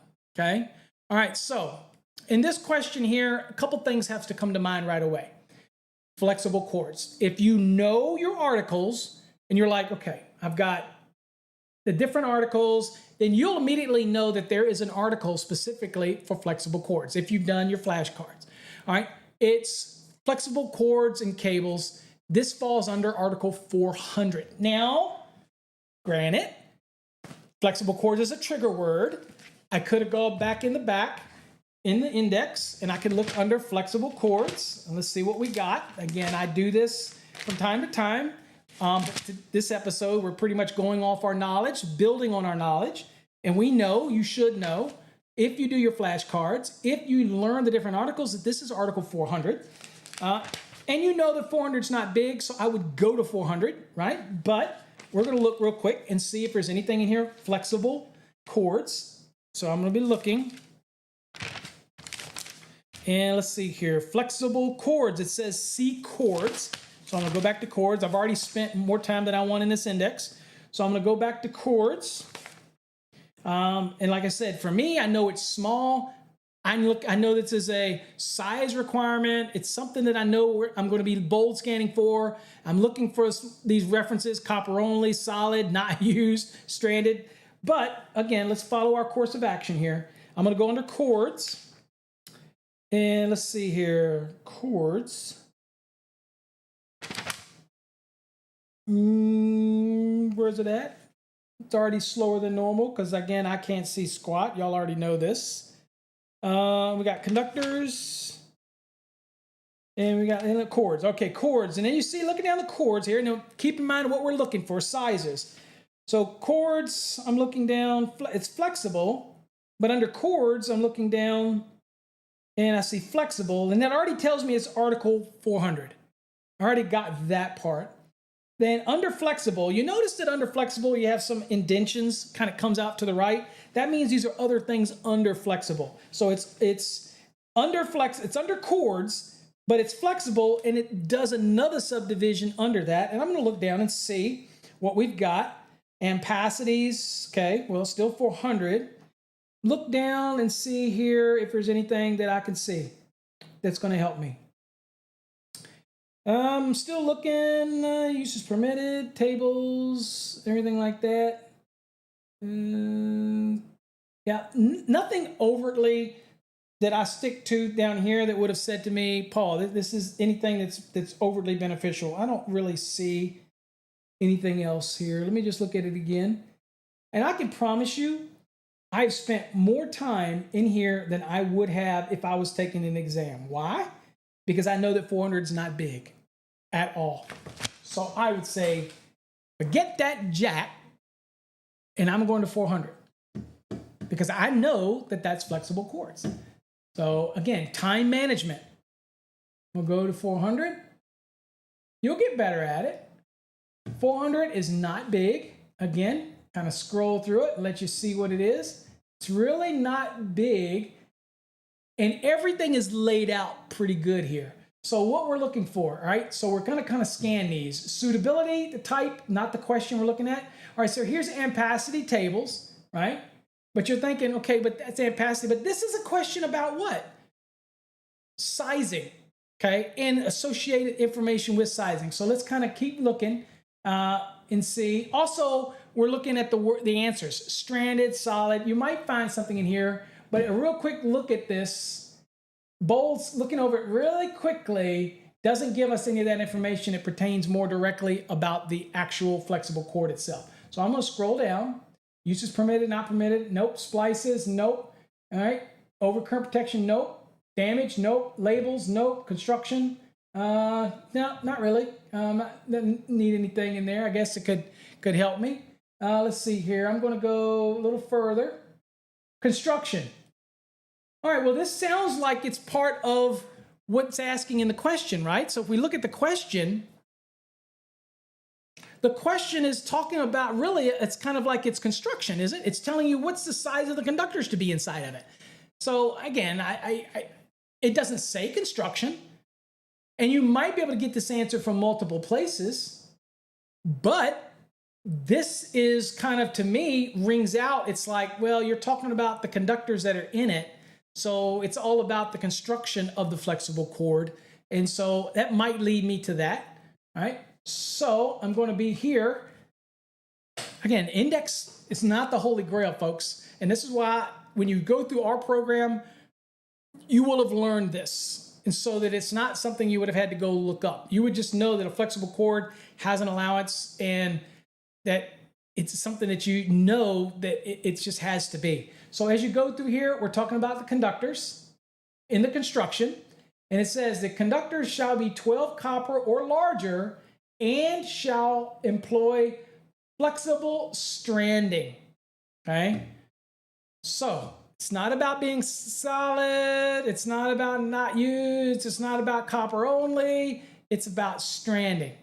And there it is, 400.31a. Again, this is not helpful for the index, but these are little things that you'll learn in a course. Now, if you're just flipping through the code, you're never going to remember that.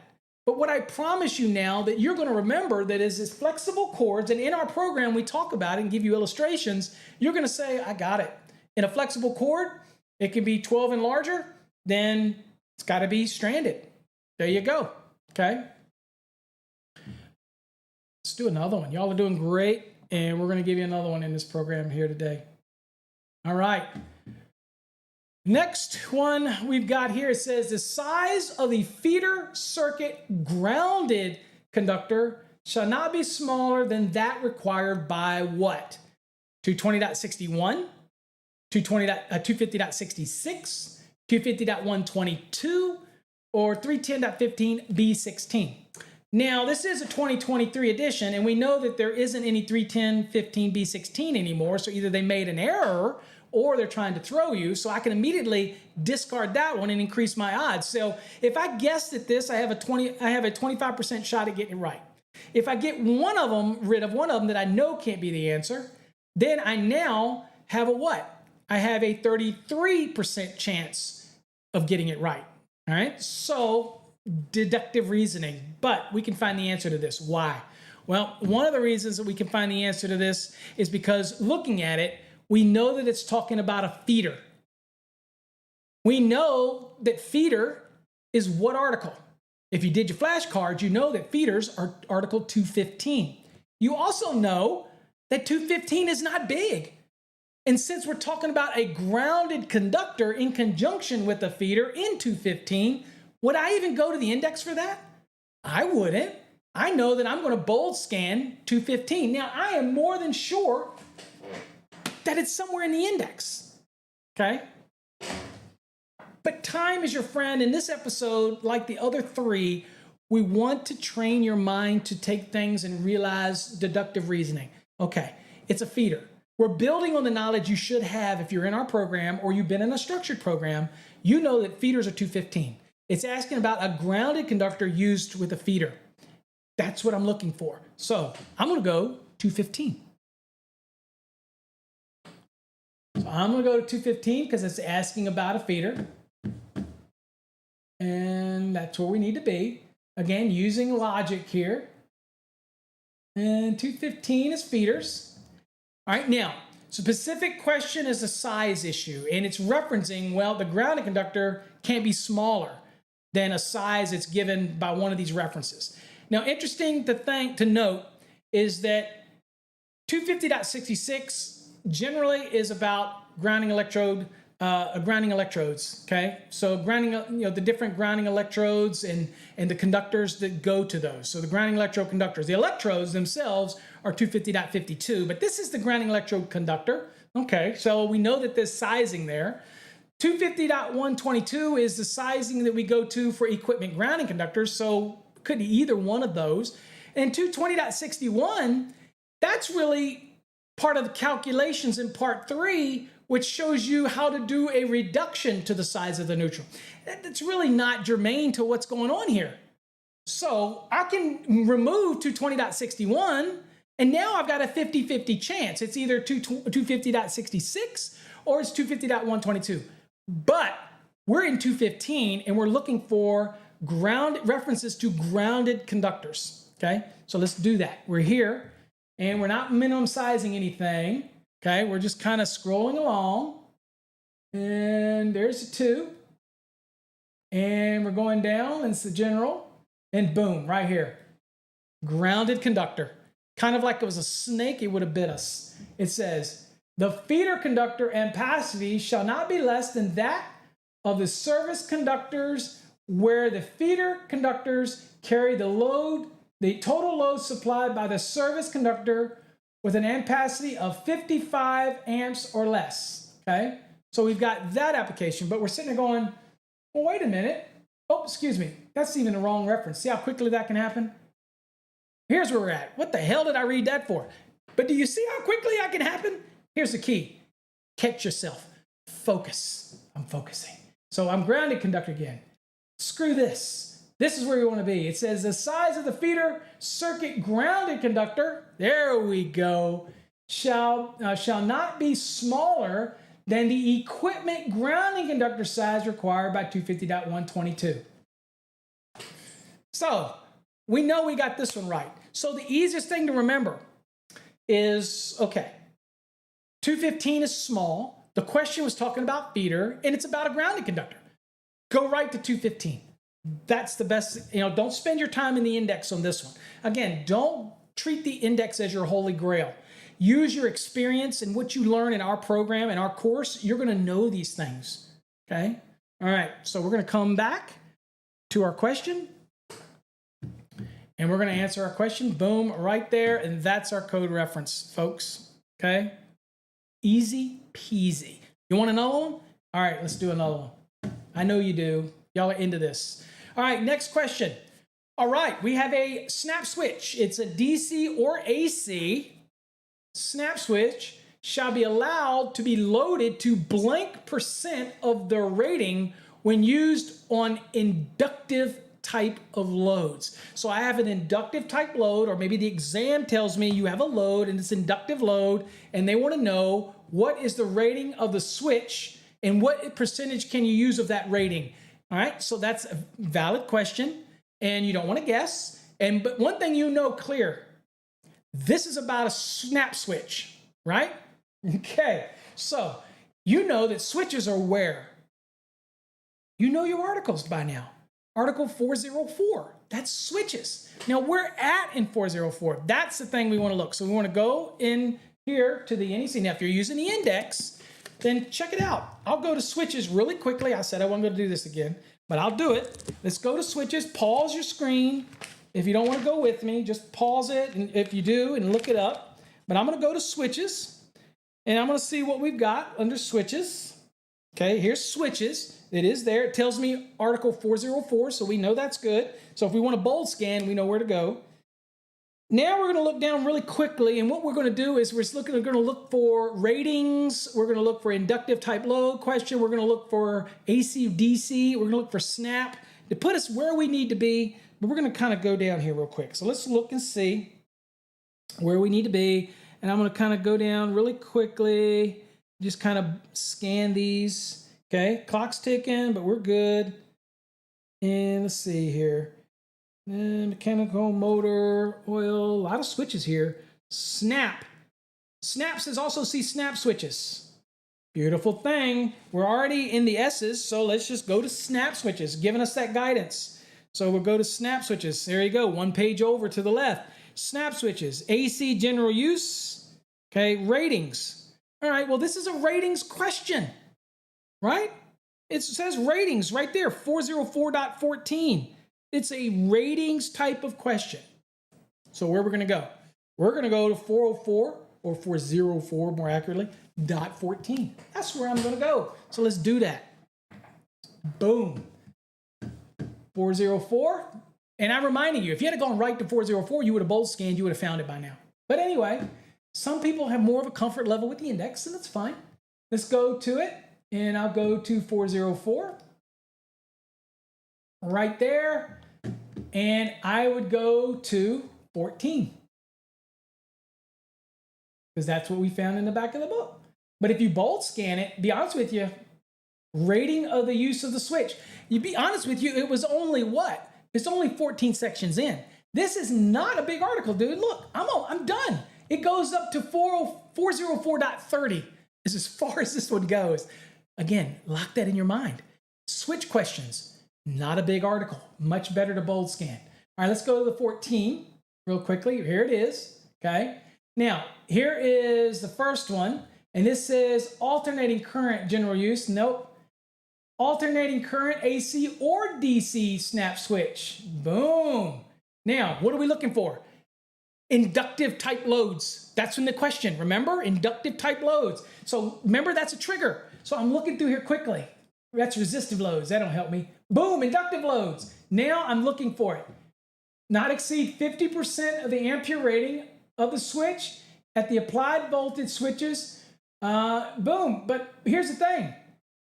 50%. I'm only looking for a value of 50%. I'm only looking for the answers. 50, 80, 100, 115. I don't see any other answer here. It's got to be 50. Done. Let's go back. Here's your answer. Boom, 50. Right there. 404.14b2. And that's what we looked up. These are powerful things, folks. You don't have to memorize the National Electrical Code. But what you want to do for your well-being is to get familiar of the flow of the code.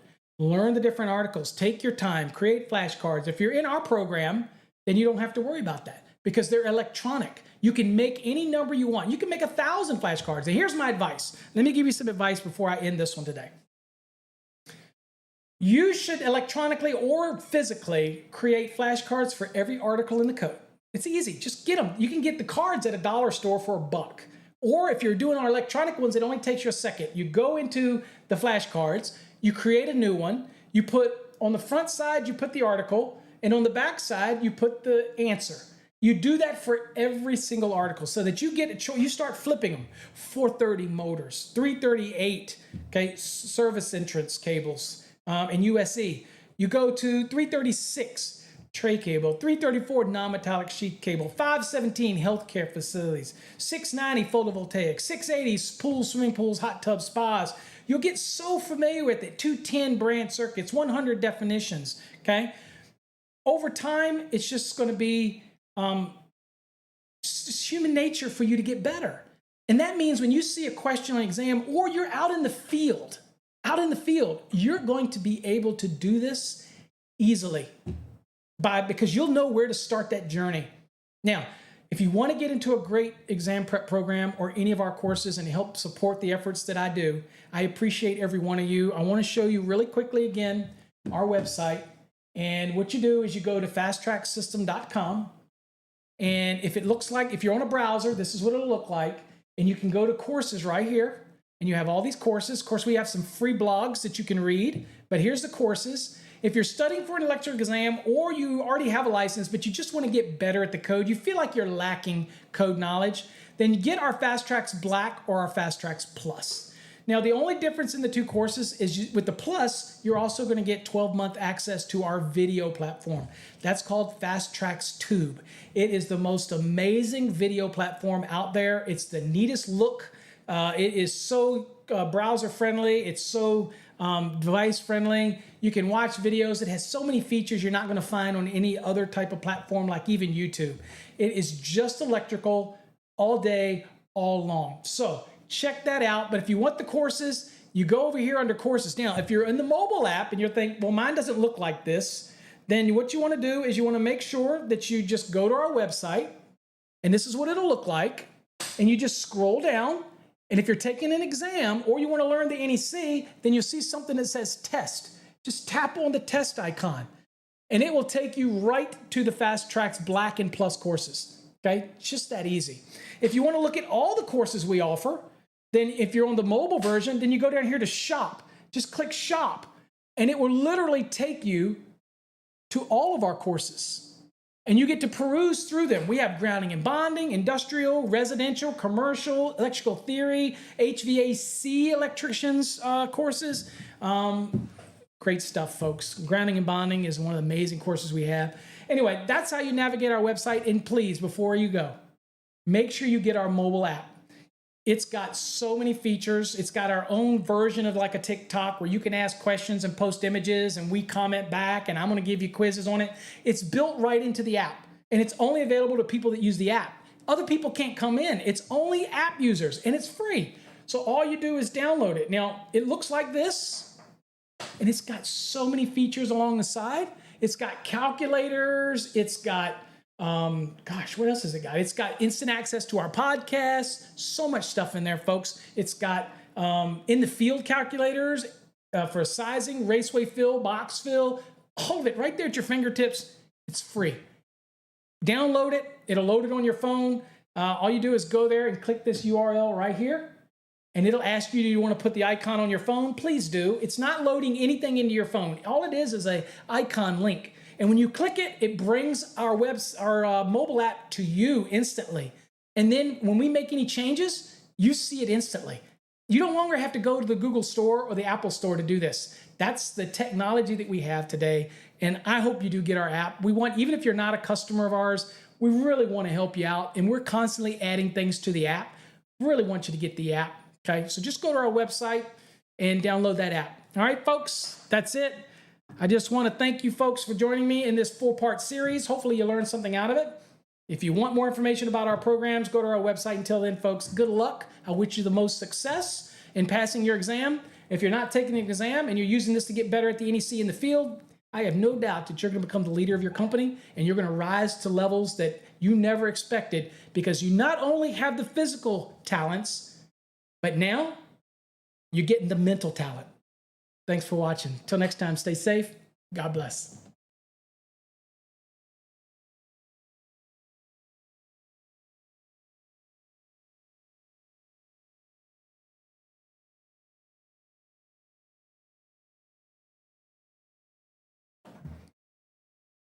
Hey folks, don't go away. Thanks for watching this series on exam prep. Look, if you want to learn the National Electrical Code, there's nobody out there in this industry that can teach you the code any better than me.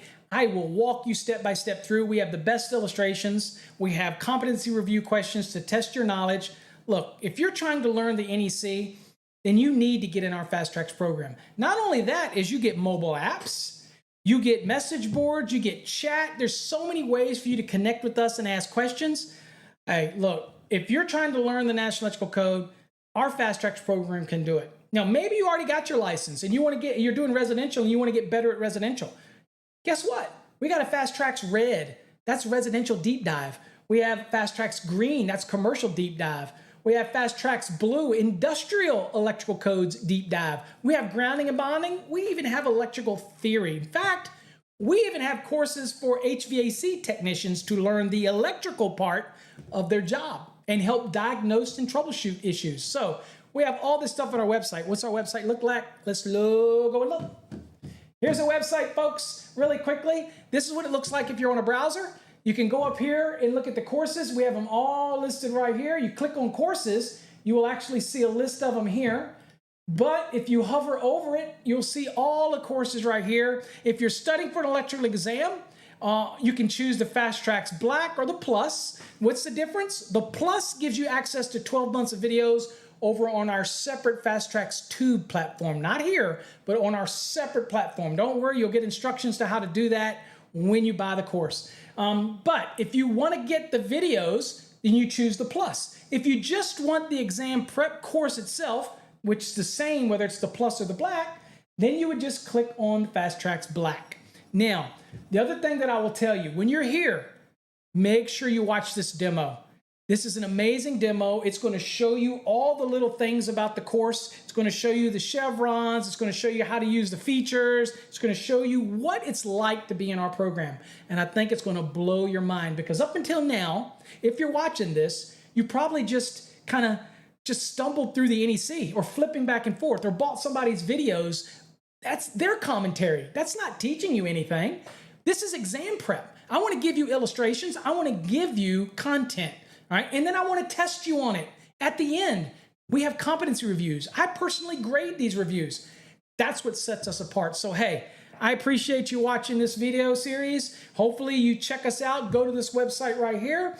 And please, I appreciate all of you and all of your faith you put in me to teach you. I've been doing this for over 30 years. I have created a system, whether you're pre-licensed or post-licensed, to help you learn the NEC. So hopefully you'll check out my videos, you'll subscribe to my channel, you'll become a Fast Trax member, you'll download our mobile app, and you'll watch the next edition of this series. Till next time, folks, stay safe. God bless.